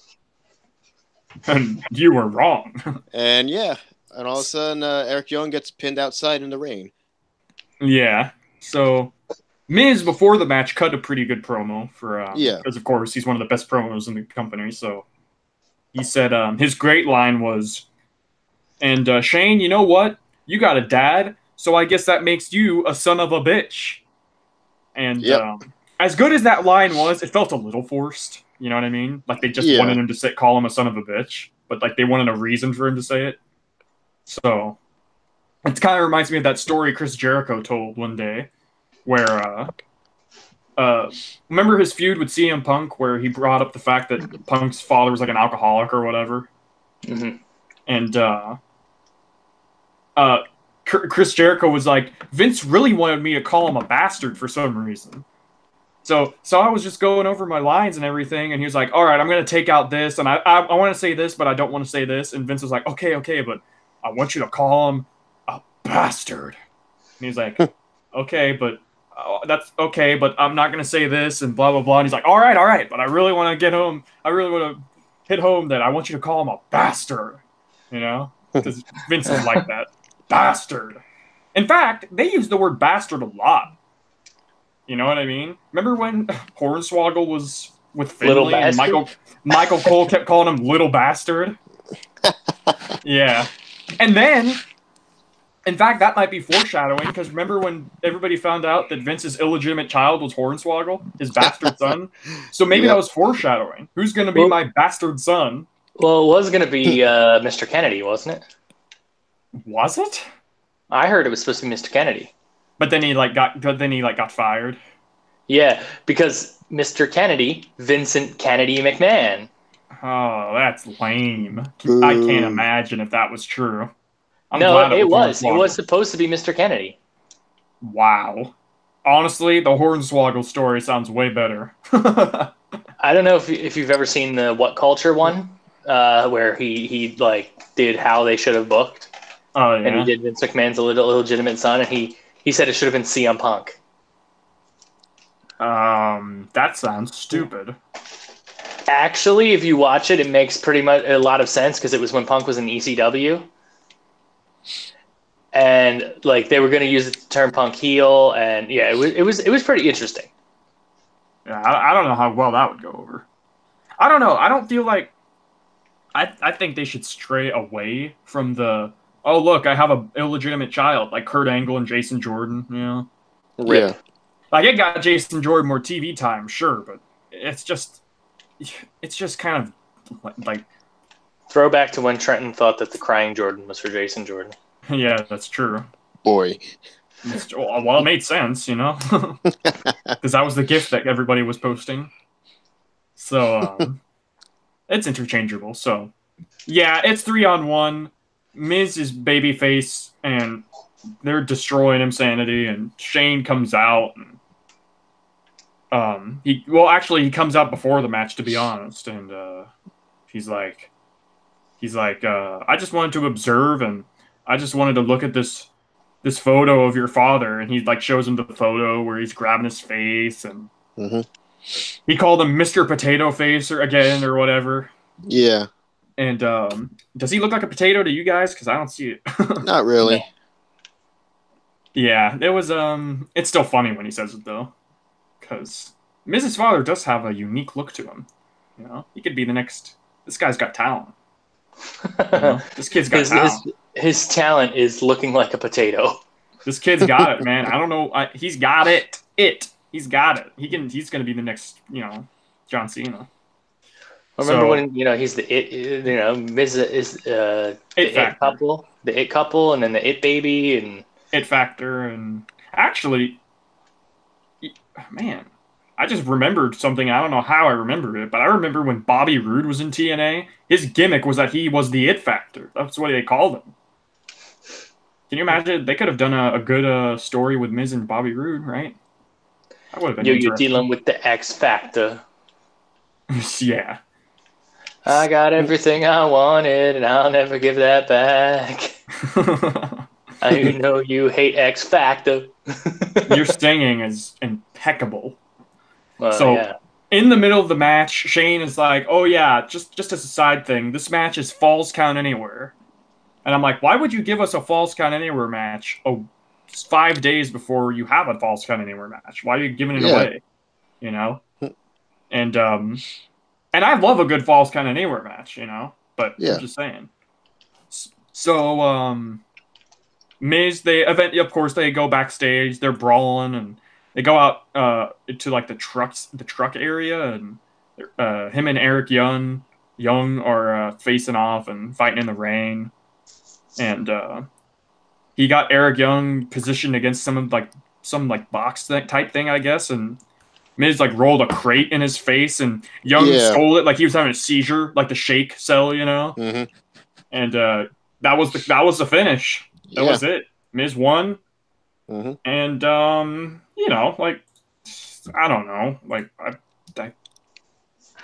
I thought at the least, I don't know, with this type of match it's kind of hard to say because it's Sanity, because they're jobbers and everything. But I don't know, I still feel like this was kind of unnecessary, but they really want to put over the fact that Miz is a heroic babyface that will overcome all odds for his father, you know? So, yeah, I mean, we already have like a heroic babyface overcoming all odds, like with Kofi, you know what I mean? Yeah, but I mean, like, this is, I mean, I think this is different because this isn't like Miz wanting a title shot. This is Miz trying to fight for like the, you know, his father's, you know, honor. Yeah. And dignity. In fact, that's what Miz exactly said. I'm not fighting for my father's honor. So, yeah, it's interesting. You know, it's I don't know who wins at Mania. My gut, I don't know. That's a hard one. We'll get to predictions though. Yeah. So right after that, you hear police sirens like right out by Miz, and then the camera pans over. This was great. It's a police car. It's a police car. Becky comes out of the police car, and she comes out through there, and as if to say that she just got a ride straight from the DC precinct and went to Baltimore. So that was cool, I guess. And Becky came out. She cut a promo on top of the announce table, and oh, and by the way, I should mention before I forget, Brutus Beefcake is being inducted into the Hall of Fame. So about damn time. Yeah, and they didn't even mention it on Raw, you know? Like, they mentioned it on Twitter and everything, but they didn't even mention on Raw like they normally do, but they mentioned on SmackDown at least. In, like, passing, so. Is Hogan gonna induct him? Who does induct him? They didn't even bring that up. I don't know who's all gonna induct him. I mean, he's Hogan's best friend in real life. I don't know if they're gonna have Hogan, man. I mean, they had Hogan come out for Mean Gene Okerlund, but that's like... Yeah. That's a little different, because not everybody will know that Brutus Beefcake is best friends. I don't know. You knew that they were best friends. I didn't know that. Yeah, that's how Brutus Beefcake got like all of his like pushes and stuff. It's because he was best friends with Hogan. Yeah, he has the. I don't know. I don't know if they want to bring back Hogan. That's how he got a contract in WCW as the Zodiac. Jeez, what a shitty gimmick. Yes. No.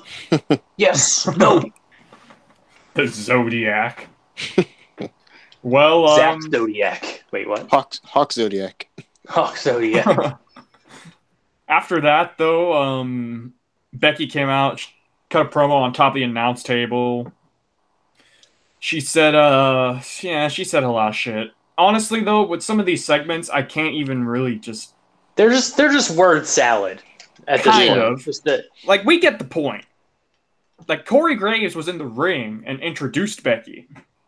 And Becky just flat out ignored him and was like, I don't answer to you, Corey.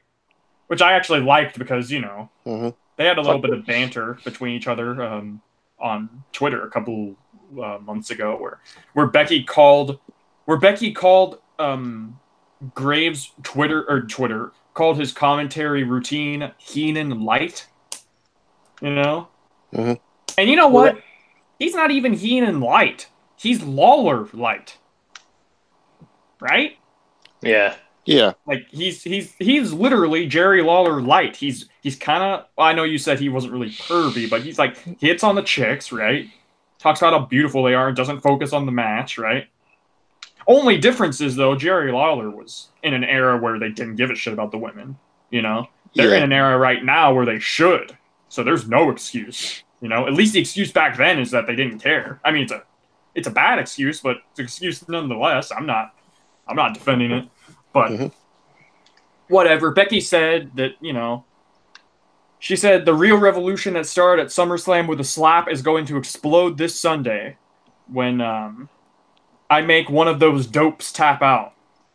And she says, next time you see me, I'm going to be the double champ. So, you know, it did its job, I guess. So up next is where all hell broke loose.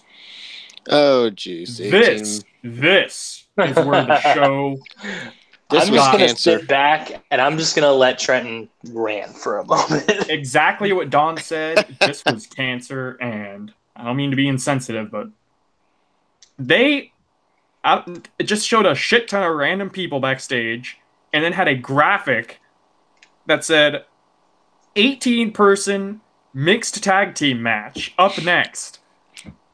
I guffawed. I don't know who put this match together. I don't know. If you guys don't know, I just imagine Trenton looking like that Doc Rivers gif, just in real life. Yeah, or better yet, that gif of that Saudi gentleman. I don't even know if he's Saudi, but he's wearing like a headdress, you know? Yeah. Like he's from the Middle East, and he like does a double take. He like looks at something, and then he looks again, and his eyes get all wide and bug-eyed. And that's what I did, and I was like, "What is this?" So, I just noticed, by the way, that Emily put Super Dragon in the chat. So the Super Dragon lives on. So, yeah, this shit was ridiculous. So, even you said, I don't know, was it you, Eric, that said there doesn't need to be so many recaps on this show? Yes, they recapped the Ronda, Becky, and Charlotte thing from Raw literally 3 times. And the Kofi stuff they recapped. I'm gonna mute myself real quick. I'm just getting some water. So here's my first of all, my first problem with this match is that, I mean, at first like glance, 18-person mixed tag match sounds kind of cool. You know what I mean? It kind of sounds like, damn, 18-person match? Jeez, that's lit. But when you really think about it, like, it's kind of ridiculous. How are you going to get everybody? First of all, how are you going to get like half the people in this match? Yeah. That's 9 people on a team. You're going to tag in a lot. I guess they did it during the commercial, to be honest, because didn't the match go to commercial? Yeah, and I don't even think I saw the club wrestle. Yeah, but the club was out there. Aside from the end where it got into a no finish and they just eliminated each other from the ring. Here's my problem with this match, all right? With this match happening. This is my main issue. So, the participants, I'm just reading out loud the participants. Asuka, Carmella and R-Truth, the Hardys, Heavy Machinery, Naomi, Nikki Cross versus Andrade Almas, EC3. So further in his jobber status. Actually, there actually are a lot of people that aren't jobbers in this match, but you know, it's like a mix. So yeah. Mandy and Sonya, Lana, Shelton Benjamin, Carl Anderson and Luke Gallows, and Zelina Vega. So, I think you can already tell what my main complaint about who is in this match. Yeah. Asuka was in this fucking match a week after getting screwed out of her title. No explanation as to why she was put in a title match with Charlotte. And when I saw Asuka out here, I thought they are actually not even going to have Charlotte come out and address why she had a title match last week. She just was gifted a title match. Nobody said anything about it. They swept it under the rug, so now she's champion. They acted as if Asuka wasn't even champion. In fact, I don't even think they mentioned that Asuka lost her title. I don't think they did. They just were like, oh yeah, Asuka's in this match. Oh damn. You know? They just swept it under the rug. They just wanted to put the title on Charlotte for, they just wanted to make the main event the biggest main event in history. In classic Vince fashion, he had to overbook something to make it the biggest thing in history. So, this match, just for what it stood for, the match itself was whatever, Yeah. But just for what it stood for, seeing all these SmackDown people out here, SmackDown women specifically, I mean, SmackDown women have got nothing at WrestleMania. The SmackDown women got nothing. The only SmackDown woman on the main card is Charlotte, I think, right? Charlotte and Becky. Charlotte and Becky, yes, Becky, of course. So, it's like, why would you screw over an entire women's division in the name of women's revolution? That's what I have a problem with. So, of course, this match was a giant meme. The match ends. Everybody starts brawling. There was a dance break. They did the whole thing where they just all come out and brawl with each other and the match is thrown out. So, of course, they did exactly what they did on Raw with Apollo and everything. They battle over the top, and battle royal, promote this shitty... And the best part, dude, they had the stupid... like, vagina trophy for the women, Oh, yeah. Like, it looks like a fallopian tube or uterus or whatever, Yeah, the fallopian tubes. Oh, my gosh. I can't believe they didn't redesign that. Holy Well, crap. I mean, they couldn't make it the Moolah trophy anymore. Yeah, so. But they had a full year. They could have made it anything. They could have made it the fucking hand that Mae Young gave birth to, Oh, what? Now we're drinking. You couldn't have waited to make that joke afterward? How am I supposed to God know? damn it. You made me drop my cigarette. He dropped my cigarette. They could have made Jesus Christ, that was too good. They could have made it Hand Young, Well, wouldn't it be Hand Henry? Hand Henry, that's true, because it was Mark Henry's baby. Holy crap. Just everything this match stood for triggered me.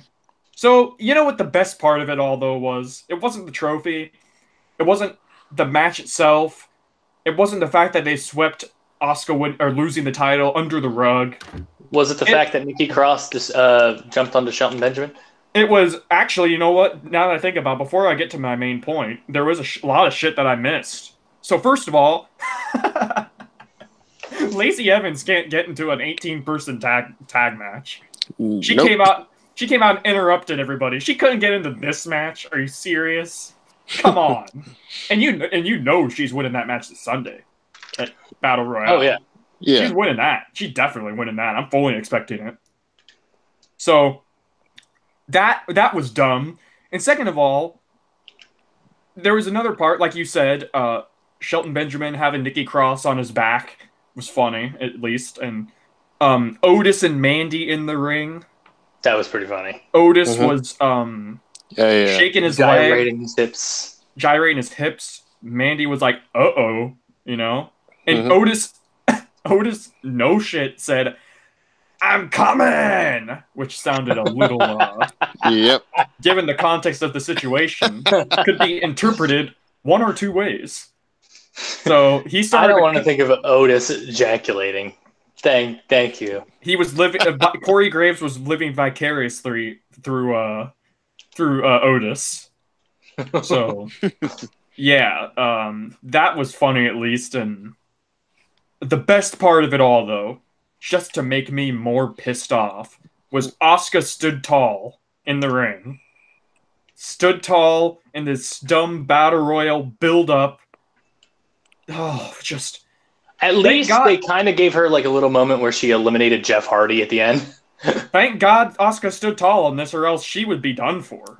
She would have looked real bad if she had not stood tall on this. You know, I can't imagine how dead she would be right now if she didn't look good on this. Thank God they made her look good, right? Yep. 1 week after making her look like a chump. 1 week after making the whole women's division a nothing burger, you know? Damn. Rest in peace, SmackDown women's division. SmackDown's going to Fox, by the way. I can't believe Fox wants this. And SmackDown's better. I'm saying that just because it's WWE in general, you know? Yeah. I can't believe Fox splooged all this money on them. So, then again, they do get a shit ton of ad money, to be honest. Yeah. You know, they get a lot of money in ads. So, in that sense, I guess it's totally normal. Oh, this just angered me. Yeah, I think I speak for both of you in saying this was ridiculous. I think Eric's exact words were that was terrible. he just said that was terrible. In fact, I remember last week I was texting you, Don, after Asuka lost the title, and you said, "Fuck this! I'm going on Overwatch and quit watching." Yep. After Asuka lost, you were so triggered. So, yeah, this was no good. This was no good, just for what it stood for. So, up next, it's Mustafa Ali versus Samoa Joe, and as we know, it is just now Ali, but on the LED apron board, it still said Mustafa on it. So, I guess somebody didn't get the memo. Somebody didn't get the memo that it's just Ali now. Which is dumb. I'm still calling him Mustafa. I don't give a shit. Oh, yeah, me too. Yep. So, I still call Andrade Almas, you know? Yeah, so do I. Take that to the grave.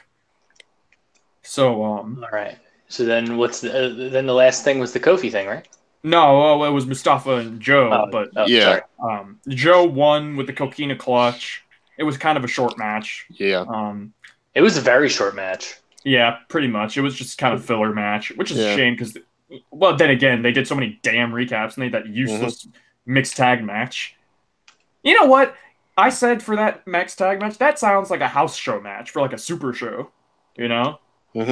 Just for like fun and everything. Just to get everybody on the card so people get to see. Yeah, just a fun match and everything. Just a fun match to have in the crowd. And yeah, it's whatever. It is what it is. I don't know. I don't know if Ray is actually hurt. I don't know if that's just a work because they didn't want him like. Yeah, but I say because they didn't want him losing or anything, but they had him lose to Corbin. Yeah. So if this is maybe he is injured? I don't know. So we'll see what happens there. Maybe Hawkins will face Joe if Ray's injured. Hawkins. Oh no. Yeah. So yes, this was the final part of the show. Daniel Bryan and Eric Rowan come out for his contract signing to make their his match with Kofi official, and Michael Cole was there. So a Michael Cole appearance on SmackDown, and he sadly did not call anybody a fuckhead. But do you guys remember that? On the Howard Stern show when Michael Cole was on it. Oh yeah, that's right. Yeah, he was like, listen here, fuckhead. Yeah. The dude was like, I wish Taz was doing the show solo. And Michael Cole's like, listen here, fuckhead. And he like ranted on him. Well, didn't Michael Cole used to be like an actual like journalist? Yeah, they say that. He was like a war journalist, I think, or something like that. He like went in like the 90s. And then he came to the real war zone, WWE. Raw is war. Yeah, dude, Raw Warzone. He got raped by Heidenreich. Oh God! Oh no! We don't bring that up. You guys remember that? I remember Heidenreich. Do you remember Heidenreich when he was the second member of the Legion of Doom? Yes. Oh, Heidenreich. Remember when Heidenreich feuded with Undertaker? Oh. Remember when Heidenreich used to do poems every night? No. Yeah, he called them disaster pieces. Jeez. And I remember one specifically. It was in Hershey, Pennsylvania, and he came out with a gigantic Hershey bar, like the size of himself. And he was a face at this time, and he's got chocolate all over his face, and he goes, "Hershey, Pennsylvania, the world's sweetest place, with the world's greatest chocolate all over Heidenreich's face." Oh no! What the hell? I can't imagine Heidenreich as a face. I'm sorry. He just looks like especially after he fucked Michael Cole up the butt. You know. So it's like having Snitsky as a face after he punted a baby. Or like Snitsky when he had that gimmick that he didn't brush his teeth. Or Snitsky when he had that gimmick that he had a foot fetish. Oh my gosh. Or Snitsky when he caused Lita to have a miscarriage. Jeez, they gave some shit to Snitsky, man. Snitsky, more like Shitsky. Hey. Yeah. Well, anyway, at any rate, before we talk more about Snitsky, go completely off the rails here. Kofi came out, and the whole crowd is chanting for Kofi. Like the whole place was going crazy for Kofi, and he was very over at this crowd. And Daniel Bryan cut a very good heel promo, and he said, "Don't mistake a fad for reality. I've been in exactly your same spot. I know this love and adoration makes you feel stronger, but here's the reality. You don't feed off of them. They feed off of you." And they chanted yes for me the same way they chant Kofi for you. And he called them parasites again, which I still think is funny because I can't stop thinking about Chris Jericho from 2008 when he would call people hypocritical parasites. Do you remember, there was this one guy who, I don't know if he went to every show, but during that time when Chris Jericho was calling people parasites, he had a sign just that said, "I am a tapeworm." Well. That's a guy that gets into it a little too much. Yeah, right? Well, yeah, this was a very good heel promo because he was yelling and getting all worked up. And I'm gonna say this was like, I was really impressed with Daniel Bryan during this. I agree. They gave him an asshole chant, and he even addressed it. He was like, "That's exactly what they say to all the great truth tellers."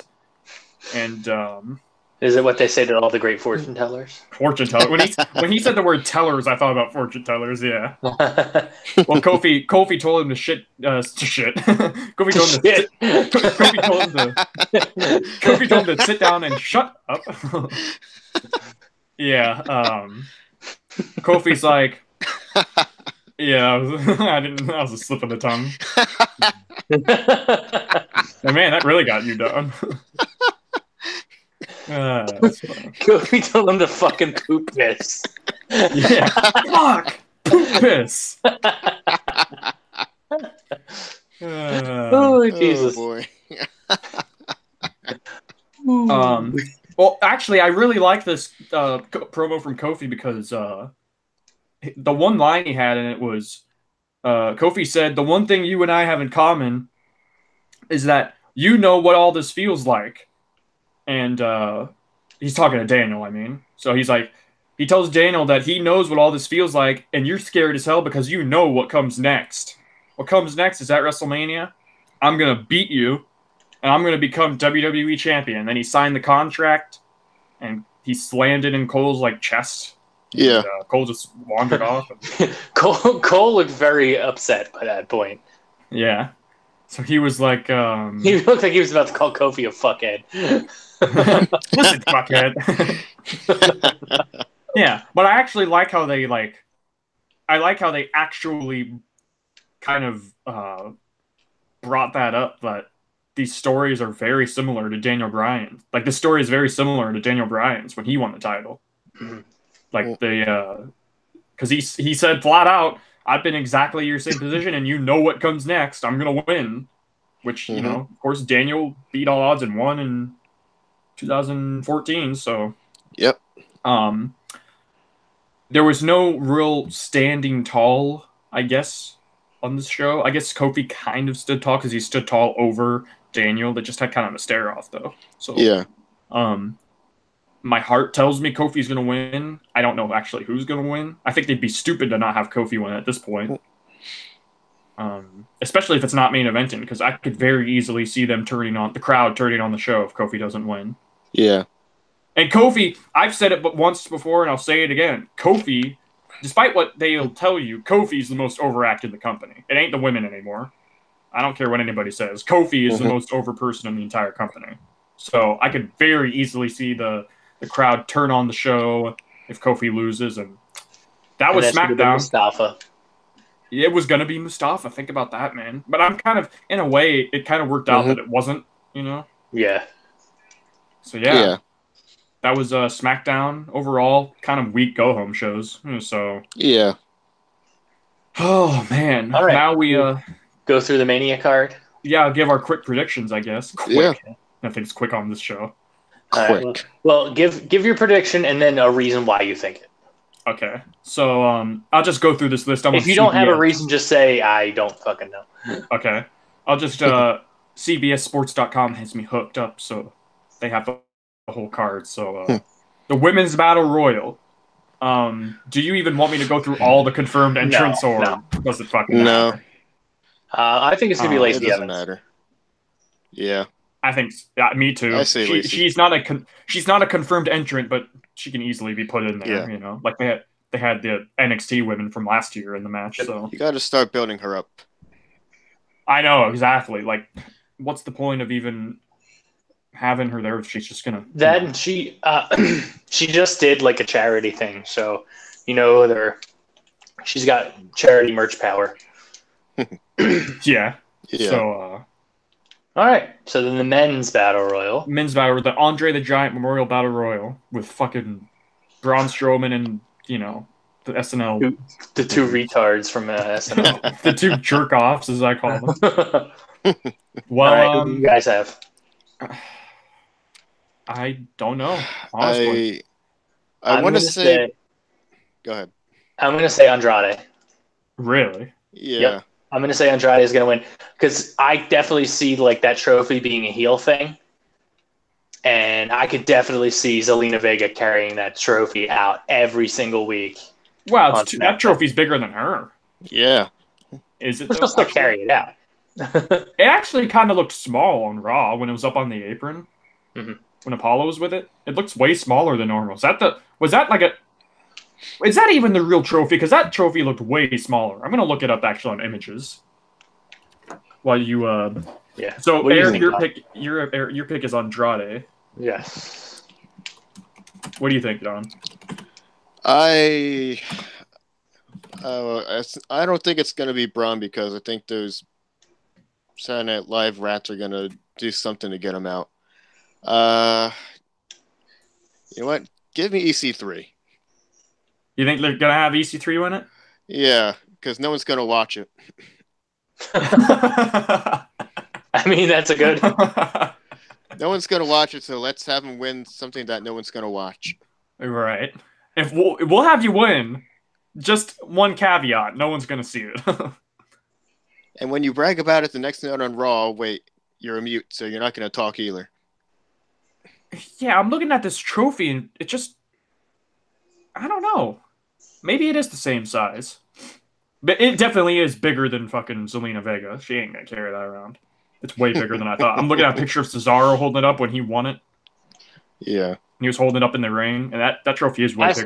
I still think that like that accolade fits perfectly with Andrade though. Think so? Because he's yeah.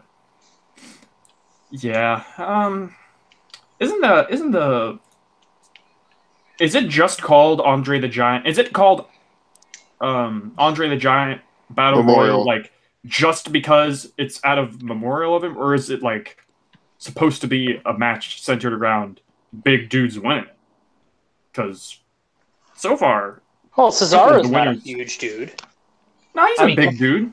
I mean, compared to Big Show, who won it before. Yeah. And, I mean, Mojo Rawley. Baron Corbin. Yeah, I remember when Mojo Rawley won. Yeah, with Gronkowski. Oh, I hope Gronkowski doesn't come to WWE. Is there rumors that he is? Yeah. Everybody's been fucking saying, "Oh, you should come to WWE now that he's retired," because he's like friends, with WWE or whatever. Even Stephanie said on Twitter, "Hey, there's room for you. Our door is always open." Yep. Well, if he does, I would think he would make a tag team with Mojo, right? If he does, I would say so. If he does, it'd be a waste of fucking space, of roster space. We've got guys that can wrestle on this show, and we're wasting it on. What if they just did like a one-time thing for like Mania next year, where it's him and Mojo versus some two heels?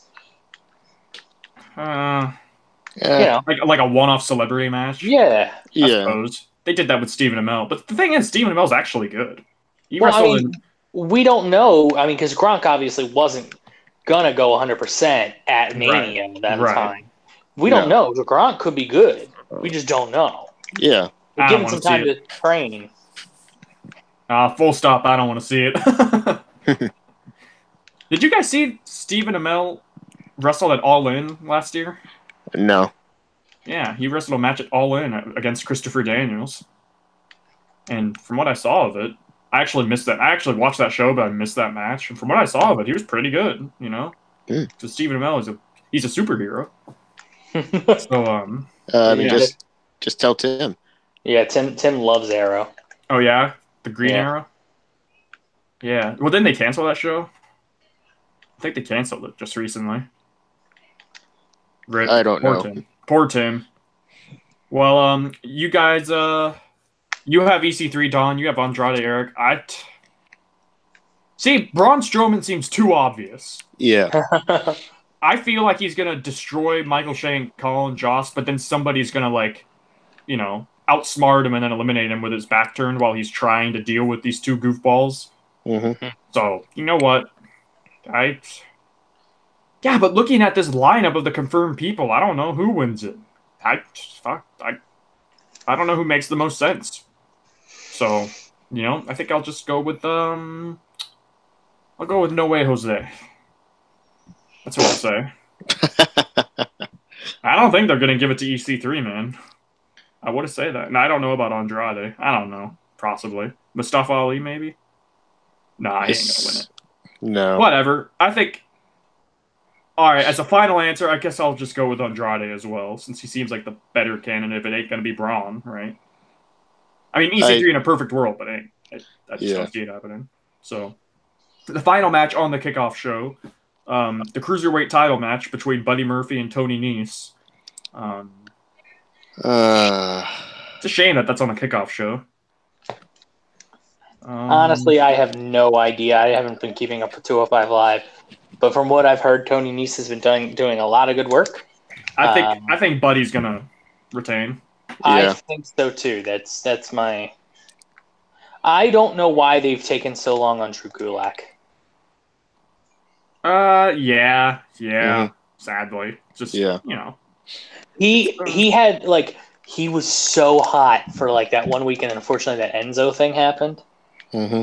Yeah. You remember how oh my god, me and Trenton were on the edge of our seats during that episode. He was carrying the show. Yeah. Enzo in a fucked up weird way actually made the show better, but it was Gulak that was making that show great. Mm-hmm. So, maybe Lars Sullivan will be in that match. The Andre I thought you said Lars Sullivan. I was like, what? Yeah, in the Battle Royale. Oh, really? Maybe, I don't know. Maybe. Who else? I wonder if there's any odds. Put him on the pre-show. Well, I don't know what they do with him, to be honest. He's been maybe he debuts the night after Mania. Maybe he I don't know. It's whatever. I think Buddy's gonna retain, get him back to the 205 Live match. I got Murphy as well. I don't see them putting it on Tony Nese. Not yet. Not at Mania. So I just don't like Tony Nese. Oh, I'm Buddy. Rip. I like Tony Nese. He's I don't know. I think his character is like okay because like he's conceited everything because he like does the thing on the front, you know, with the spotlight with his abs and everything, where he's counting his abs. You know what? Actually, let me go over the odds for each match after we make our pick. You're going to look up the fucking the betting makers. Okay, so for the cruiserweight match, the favorite is Buddy Murphy. The betting line is on Murphy. For the Battle Royal, Braun Strowman is the heavy favorite. Literally. However, Colin Jost. No. Do you know who actually is number 2? Fucking gender. Rob Gronkowski. Oh my gosh. That would suck shit through a Followed straw. by Kurt Hawkins and Andrade. Kurt Hawkins? Kurt Hawkins? What? And then Lars Sullivan and Kevin Owens and Ali. Owens does not need that match. Well, he's doing nothing else, I guess. Fuck it, maybe. Who's at the bottom at 5,000 plus 5,000? Hold on. Let me guess. David Arquette. What's your guess, Don? Is it the Saturday Night Live Rats? No. Conor McGregor. Jeez. Oh my gosh! Did you see what Roman Reigns said about Conor McGregor coming to WWE? No, what did he say? So he was like in an interview. So since apparently he quote unquote retired from UFC, did you guys see that by the way? No. That Conor McGregor said he's like retiring from MMA fighting, which I don't believe, but you know that's what he said. So somebody asked Roman Reigns about it in an interview, and he said, "Yeah, he fit right in with 205 Live, and yeah, he's great. He's great for 205 Live." So like he kind of shit on 205 Live and Conor McGregor the way he said it. Oh wait, yeah, I remember this now. That's funny. I love 205 Live, but that was funny. Okay, do you want me to go over the women's match real quick? Sure. I guess we'll give our guesses on who's the favorite. Asuka, I guess. Lacey Evans. Yeah, that's expected. And then Asuka. All right. And guess who's at 3,300?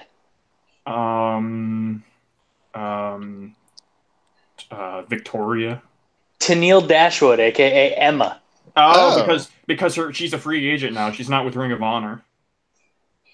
Yeah, she's totally going. That? She's totally going to AEW. Yeah. She's all in. Yeah.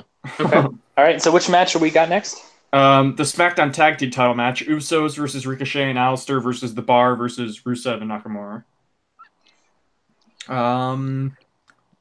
I think this isn't on the betting card, by the way. Really? Yeah. Is it because it was just added, or it's because it was just added? Probably. Yeah. I think I'm inclined to. You know what? I think Ricochet and Aleister are probably going to win that. To be honest, they've really been protecting them, and yeah, I don't think they really have any real plans with Usos unless they plan on doing the shake-up and everything. I don't know. I think it's going to be Ricochet and Aleister. To be honest, that's my pick. I'm going to say it's The Bar. Really? Yeah. This seems like one of those. This seems like one of those where it's going to be like it comes out of nowhere. Nobody expected The Bar to win. Kind of like Jinder last year with the U.S. title. Yeah, I don't talk about that match anymore. Are you being held up at like knife point? And if you don't say The Bar, Emily's going to stab you.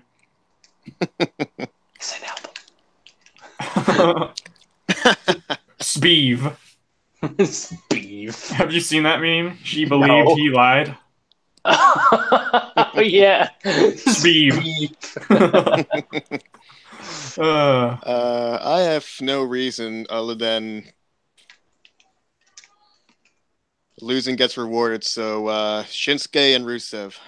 I don't know how they're going to do it, but they're going to get it. Interesting. Former enemies become a tag team, and they're going to win the belt somehow. Yeah. There was no build to them becoming partners. It just happened. There was somewhat build, but it was just lame. The build. The for guy it. who made you injure your wife is now your tag team partner. Yeah, they were like, okay, Rusev was like, I'm just gonna tag with you just this one time against the club, and then they beat the club, I think, and then they just were like, So. all right, we'll tag team again. We'll just tag team. Hey, we both lost to R-Truth. Let's beat him up. Yeah. Poor R-Truth, he's the one that got boned. He lost the title, and he could have had a great reign as U.S. title, U.S. champion, in my opinion. Yeah. R-Truth was actually R-Truth might be considered a comedy act, but he's actually a good wrestler. He's actually good in the ring. He is. He's wildly entertaining, in my opinion. So, what are the odds for that match, Eric? There is none. Remember? Oh yeah, that's true. I don't. I don't know what the odds are going to be for this next one. Kurt Angle versus Baron Corbin. Farewell match for Angle. There's the answer I want to say and the answer I'm going to say. Same. Corbin's winning. Corbin's winning. Corbin. It's his farewell match. He's not going to win his farewell match. As a general rule of thumb, I think most wrestlers would agree that you don't go over on your farewell match unless it's against somebody who's like up there in age along with you. But that's different. This is when I make an exception. Yeah, exactly. Since he's facing a current member of the roster and not like a part-time or anything, he's gonna put over the quote-unquote new blood, even though Baron Corbin's been on the roster since 2016. Mm-hmm. Yeah. So the odds on that match are Kurt Angle is the favorite. The bullshit. Oh, really? Yep. That ain't gonna happen. Sadly. What a joke. Fucking Kurt Angle's last match is going to be a shit fest against Baron Corbin. What if those are attitude error marks who thinks that Corbin's getting replaced with somebody? The day of, though, I just don't see that happening. If there was going to be like a replacement, it should have happened like a week or two ago, so it could have great build for it. Maybe they just will. Maybe it will be Cena, and the pop will be a surprise, right? Like when Taker fought Cena last year. I'm hearing Cena is definitely not fighting Angle at this point. Yeah. They have something in mind for him, but no one knows what it is. That's what I read as well. It's going to be a Elias interruption, isn't it? He's probably one of 4 people in line for that, or unless Mysterio gets canned, they might have him fight Samoa Joe. Who knows? Maybe. That's true. Yeah, Baron Corbin's going to win that, so... Yeah. Up next, Miz and Shane McMahon in a Falls Count Anywhere match, which actually has a lot of potential because... the backstage area. Like, what was that one Falls Count Anywhere match that they had at WrestleMania with it had Kane and Big Show in it, and wasn't Test in it as well? I can't remember. What? Remember that Falls Count Anywhere match at WrestleMania years ago? Like WrestleMania 17 or 18? 19, yeah, it was Big Show, Kane, and Raven. Raven. Yeah. That was fun. So if they could have a match like that, like they could be very creative. Although it's probably just going to be fucking outside the ring. Did you know that during that match, Raven almost cut the entire power to the entire arena? Wow, that would have been bad. Kind of like freaking in TNA, they did that in like 12 or 11. There was some match that they did where they were like brawling over by the cords, and they actually cut the power, like the lights. So it was just like in silence, and the commentary got cut out. So like the only thing that was there was the cameras, but it was so dark you couldn't see anything.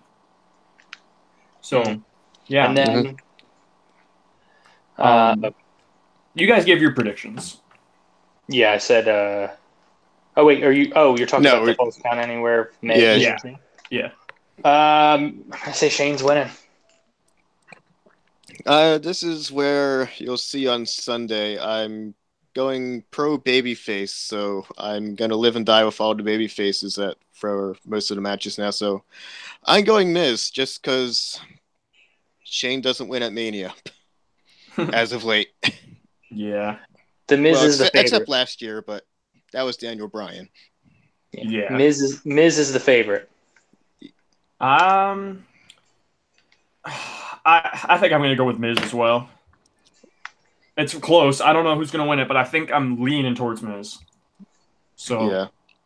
I mean, Shane shit on his father, Come on, how can he not win? Yeah.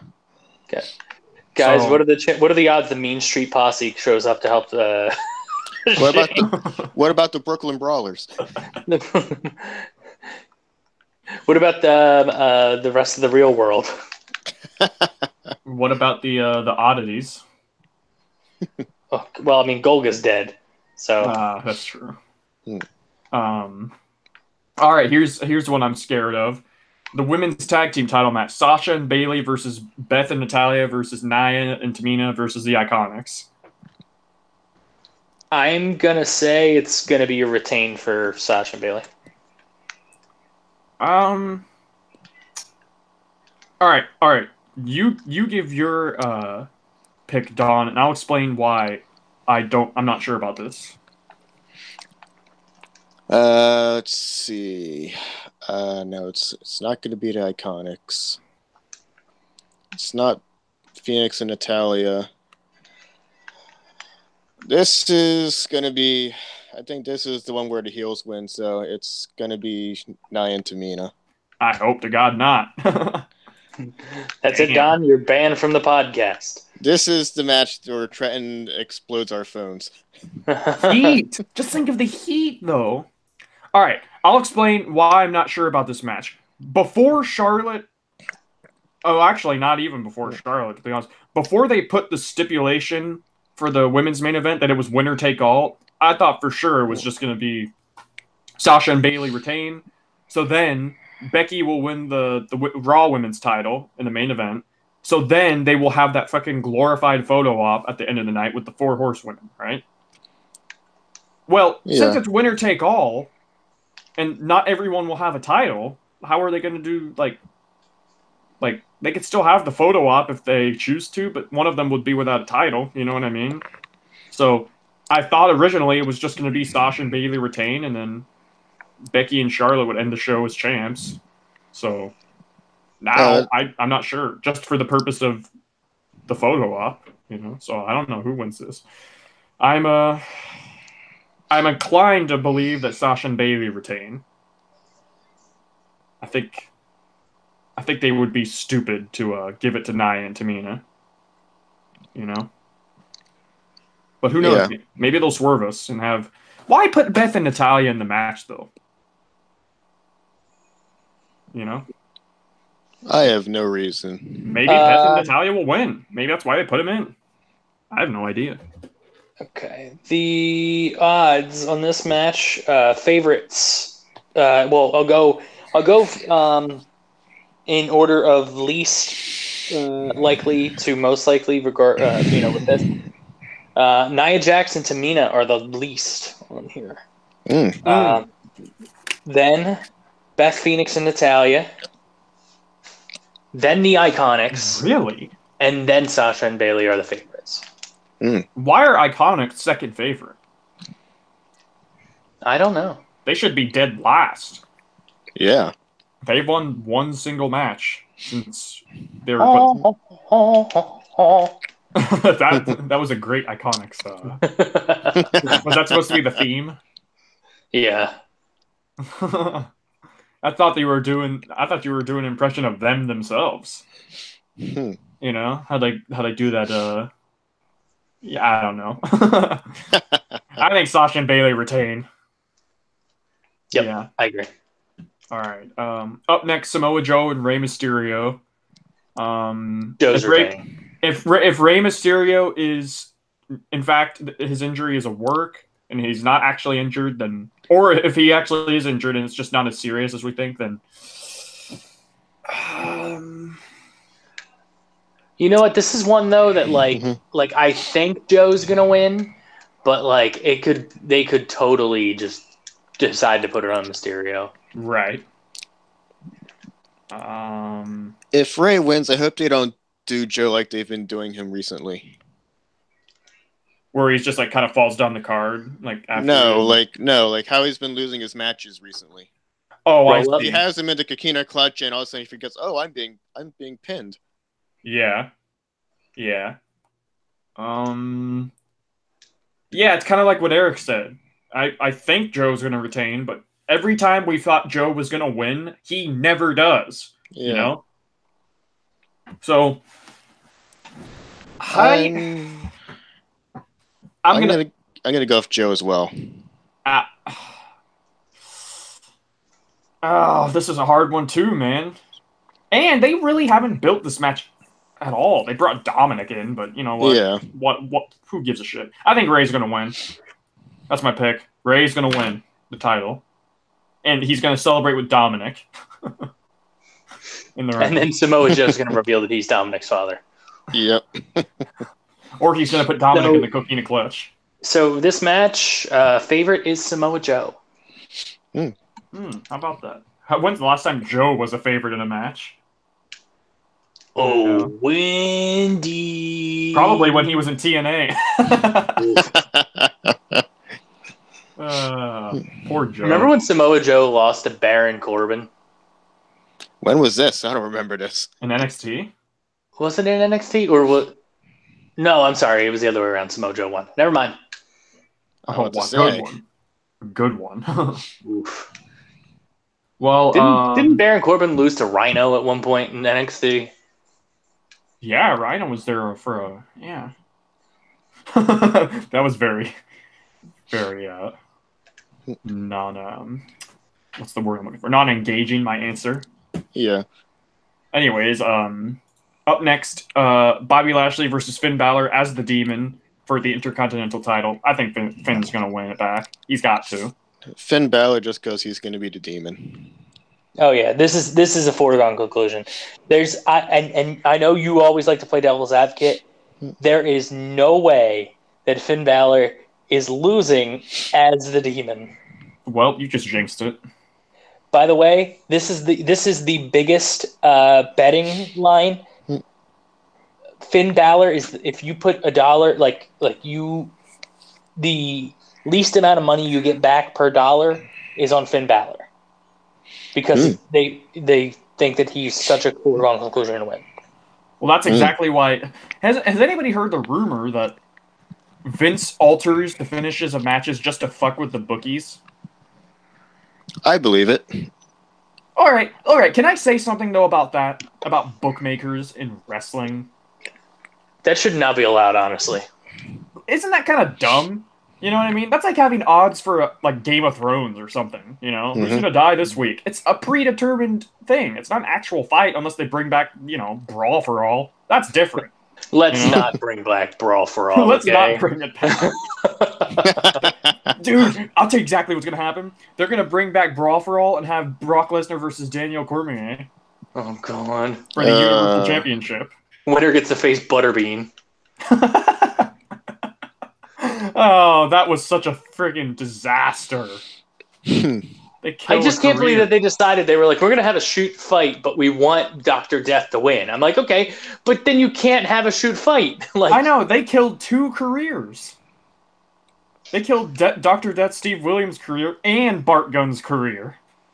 Actually, you know what was funny? Have you ever heard Jim Cornette rant about that? So, yeah, it was a shoot fight, and Bart Gunn knocked out Dr. Death, right? So Jim Cornette was, ranting to Vince Russo backstage, because Vince Russo's an idiot, And he was like, what the fuck were you thinking? And Vince Russo was like, no, we just created a new star. What an idiot. And then, of course, he put him in a shoot fight against an actual fighter. That was, twice his size. Oh, my gosh. That was a disaster. He got knocked out in, 43 seconds? It wasn't long. And Butterbean, if you just look at his face the entire time, Butterbean was having the fucking time of his life. Dude, that match went way too long. Butterbean was taking it easy on him. 43 seconds? Should have been 10. So. Well, I don't know if you remember the Jackass movie when Butterbean knocked the fuck out of Johnny Knoxville. Yeah, I do. Damn. In the department store. He put a giant gash in his head. That's right. I forgot about that. And he gave him a concussion and everything. I had to go to the hospital. He needed stitches and everything like that. Yeah. So yeah, Finn Balor's gonna win. I think we all said that, right? Yep. All right. Up next, Triple H versus Batista, no holds barred, and Triple H's career is on the line. Triple H is winning. Yeah, Triple H. A lot of the things that people aren't bringing up is Batista said this is his farewell match. Yeah. I guess they didn't want to like build farewell matches on on the show. Like they didn't, so they're not billing this match as a Batista's farewell match. But if I mean that just kind of that just kind of gives it away. It's Batista's farewell match. Apparently, Triple H's career is on the line. Triple H ain't gonna be done wrestling anytime soon. So yeah, Triple H is gonna win this match. Yeah, yep. And that's the second. This is the second most like foregone conclusion is that that they think that Triple H is going over. Yeah. So Roman Reigns versus Drew McIntyre. Roman Reigns versus Drew McIntyre. Roman's winning. Roman's winning. I'm surprised that they're only giving minus 300 to Roman. And that's like less than Batista. Less than Triple H and Finn Balor. I think if there's any match that other than the Finn Balor match that is a guarantee, it's this one. Mm-hmm. Yeah, that kind of took the words out of my mouth. Yep. AJ versus Orton, though. I'm saying Randy. Really? Yeah, I'm going Randy as well. Really? I'm saying AJ. Randy's the favorite. Wow, that's interesting. I think it's going to be AJ. All right, but no matter what the finish is, what the hell was that stuff with Vince in December? Yeah, right? Where he punched Vince. What was the point of that? It led to nothing. Mm-hmm. Maybe they were just trying to get a buzz. Like when they had Alexa Bliss topless backstage, they just wanted a big buzz around the show. And they got a big bust. or when Mandy, stripped down in her non-revealing underwear. Yep. Which was less revealing than her actual. Yeah, exactly. They couldn't get away if they actually had her in legit revealing like lingerie. So it's a PG show. Yeah. And I still think a lot of people were offended about that, I was, again, going back to it, I'm more offended that they made freaking Jimmy and Naomi look like goons. Total goons. So, I think AJ's going to win, honestly. Up next, the WWE Championship match is just on the list. Daniel Bryan versus Kofi Kingston. I gotta say Kofi, yeah. Yeah, Kofi's winning. It's gotta be Kofi. Favorite. He's the favorite. It would be so dumb to not have Kofi win. Mm-hmm. Man. Also, I don't remember if I said that the Miz was the favorite. No, you did. You did. Okay. Yeah, you did. Up next is the Universal title match: Brock Lesnar versus Seth Rollins. This should be the favorite. Brock Lesnar's winning. I think Brock Lesnar's winning. However, the bettors think that it's Seth Rollins. They're stupid. Have they not been watching WWE for like the last 2 years straight? Although it's very close. It's a very close. I have no reason to believe that Seth is going to win this. But honestly, if you get that line, like the line that I'm looking at right now for Brock Lesnar, you take it. Yeah. Take that line and you ride it all the way to the bank. Yeah. It's like what Don said. I would be surprised if Seth won. Yep. So Brock's going to win that. It'll be a great match, though. So that's the silver lining out of that. So, I'm going full 6-year-old fan and going Seth Rollins. Really? I'm hoping for the good endings. I mean, I'm hoping for it too, but I just don't see Brock losing. I don't see Brock losing in such a lackluster build, and such a lame story like this, Although if Rollins does win, I don't see it being like a really clean victory over Brock. Hey, I don't care how they win. I don't care. Wins. I don't care if he wins by like the ref gets knocked out and he fucking knocks him off a fire truck.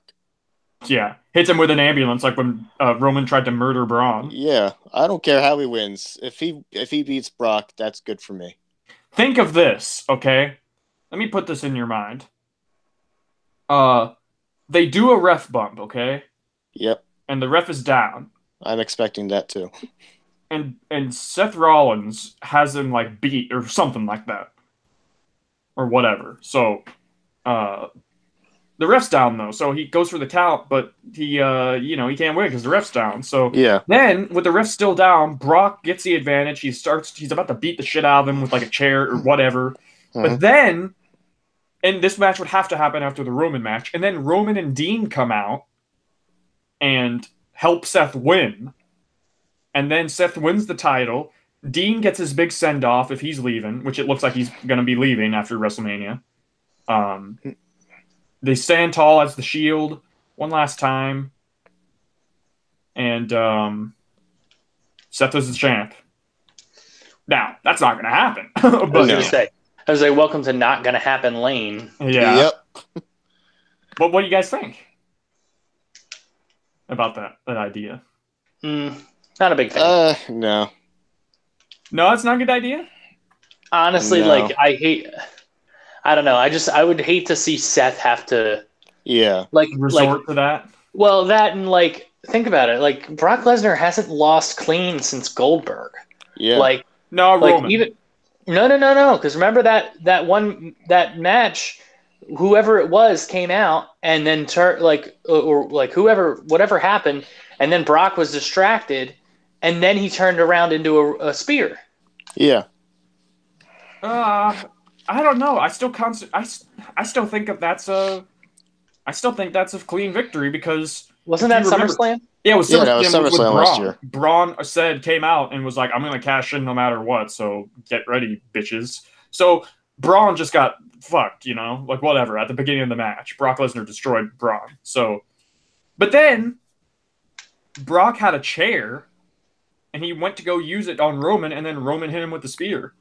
So yes, but the fact that Braun was there and caused the distraction, I don't count that as a clean victory. I don't think he was distracted though, was he? He was. Yeah. Was he though? Go back and watch it because he got into the ring. He got into the ring and then turned around into a spear. Brock Lesnar versus Roman Reigns. SummerSlam 18. SummerSlam 2018 full match. I don't want to see the full match. I just want to see the finish. Hold on.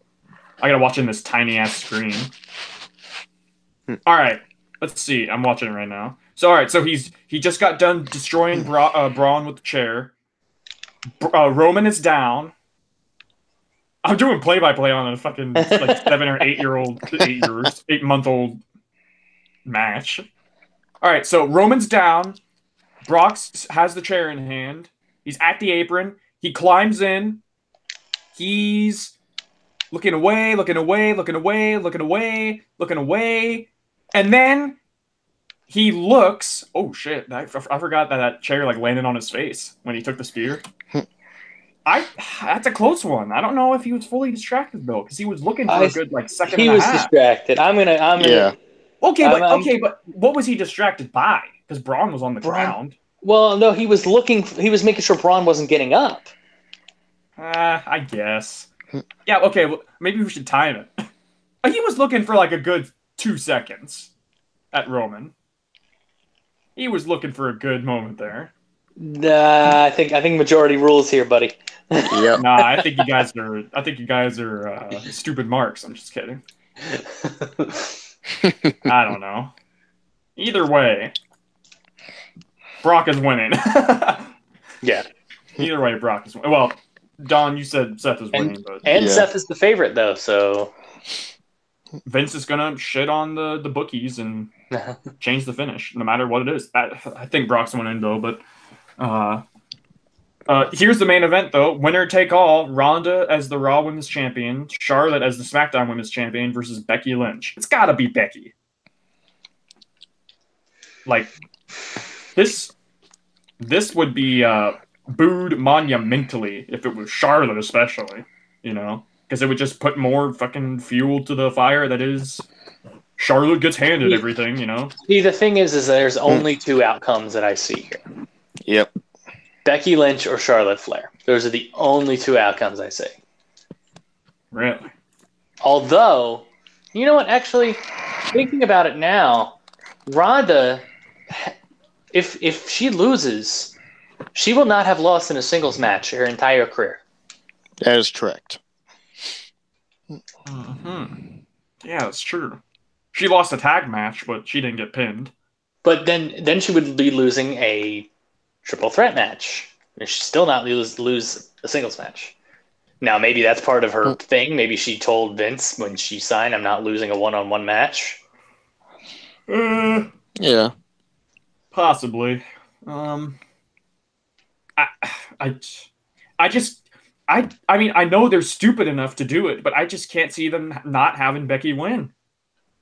Like, what would be the point of Especially if it's the main event. Especially if it's the main event. Yeah, what would be the point of... Well, no, the fact that it's the main event they have every chance to, like, have it be an upset, right? So, they don't want a match being... That's why I find it so hard for Kofi to lose, right? Because since it's not the main event, it's not like, you know, if the show were if the show's main event ended in a shitty fashion, the crowd shit on it, at least it's the end of the show. It goes off the air. They don't have to sit through the rest of the show with the show, the crowd being turning and everything, right? Yeah. So the fact that it's the main event, I could easily see it being a big upset and a swerve where Becky doesn't win and the crowd gets pissed. But it's the end of the show, so they don't have a whole show to turn on, right? But the show's 7 hours long. The crowd's going to be dead by this match anyways. Yeah. So, I think it's got to be Becky. It's got to be. Yeah, I'm going to say Becky. Yeah. I have Becky as well. I will be. Now, do you guys want to hear the odds? And we got Charlotte's the favorite. What are your predictions for the odds? Who do you guys think has the best odds, and who do you think has the worst? It'll be Charlotte somehow. I think Charlotte has the best. Charlotte's got the best odds. And who do you think has the worst? Ronda. Becky, just because. All right, so the worst odds, Ronda Rousey. Oh. The best odds,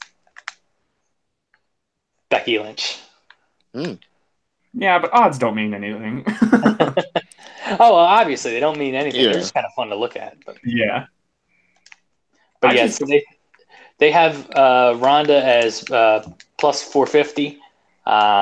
They have Charlotte as plus 300.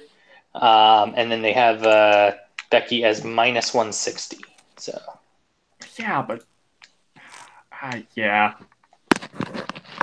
I think it'd be retarded. I think it'd be really, really stupid to have Becky lose at this point because this is her moment, you know. Like, in fact, just look at the uproar when Charlotte beat Asuka. You know, like the uproar for that, and like everybody hated it. You know, except for Charlotte stans, but that's a little different. You know, they're just stans. They're just dumb, stupid, whatever. So yeah, I don't. Yeah. I think I've said all I need to say about that. Hopefully, Becky will win, and I don't know. Do we plan on doing a chill episode like after Takeover this Friday or? I mean, I'm down for it. Because remember, I'd probably do it. They swapped the order of shows. Takeover, instead of being on Saturday, is on Friday because the Hall of Fame is on Saturday. Well, I'm not planning on watching the Hall of Fame. I will. I'm a mark. I don't watch the Hall of Fame. I tried to watch it last year, and then Hillbilly Jim. My God. Yeah, I see what you're saying, but it just annoyed me when people were getting on his case. It's like, come on. It's his induction. That's true, and it's the one time that he'll ever get to... Yeah, it's his moment, you know? He's recanting all of his memories, and it's just... It's a ceremony. It's not a show. It's like a ceremony, you know? So if you paid money to expect to be like quote unquote entertained, then you were entertained. Yeah, you were going to the wrong show. So I don't know. It depends on what I'm doing Friday, and I mean, we can try and do a chill episode after Takeover. We did last time. Yeah. For Takeover, so. Yeah. I'm well, I think that's about it, right? That's Yeah. Oh shit, look at all these. Somebody's in our chat. I didn't notice. Someone's in our chat. His name is Bill. He said, "Good show. Brock will lose and get confronted by Daniel Cormier, and Daniel Cormier comes down for the distraction, and Brock goes to UFC on a one-fight deal." Hey, man, if that happens, whatever gets the job done. Yeah. You know? Fuck. I want Brock to lose in any fashion. So, you know what? You know what? That isn't too. That wouldn't be too much of a surprise, right? That could happen. Yeah, it could happen. Yeah. So, I think that's our show, though. We've been going for a while, and Eric, thank you for actually showing up. Dom, thank you for being a guest. Yep. Thank you for being a guest, and I guess we'll see you next week, next weekend. Or no, this weekend. Or this weekend, no, if we this do the weekend. show. That's true. Weekend. That's true. I'm already putting it out there that it's not going to happen. No, I'm just kidding. I'll try. Well, I mean, I'm not doing anything Friday, I don't think. So, and those shows end around 10, so yeah, we can stay up as late as we we want. And the chill want. sessions don't last that long, so yeah. So yeah, I'm sorry I kept you guys up. I know you guys got like work and everything, but you know, I don't. Oh yeah. Well, I do, but it's okay. Eric, you kind of had to be here for this show. The sacrifices I make. Yeah. Yep. So that's it. Goodbye, everyone. We'll see you at another time. What a shitty outro. See ya, and don't let WrestleMania bite you on the way out. Yeah. Yep. Okay. Goodbye, everyone. See ya. All right. Goodbye.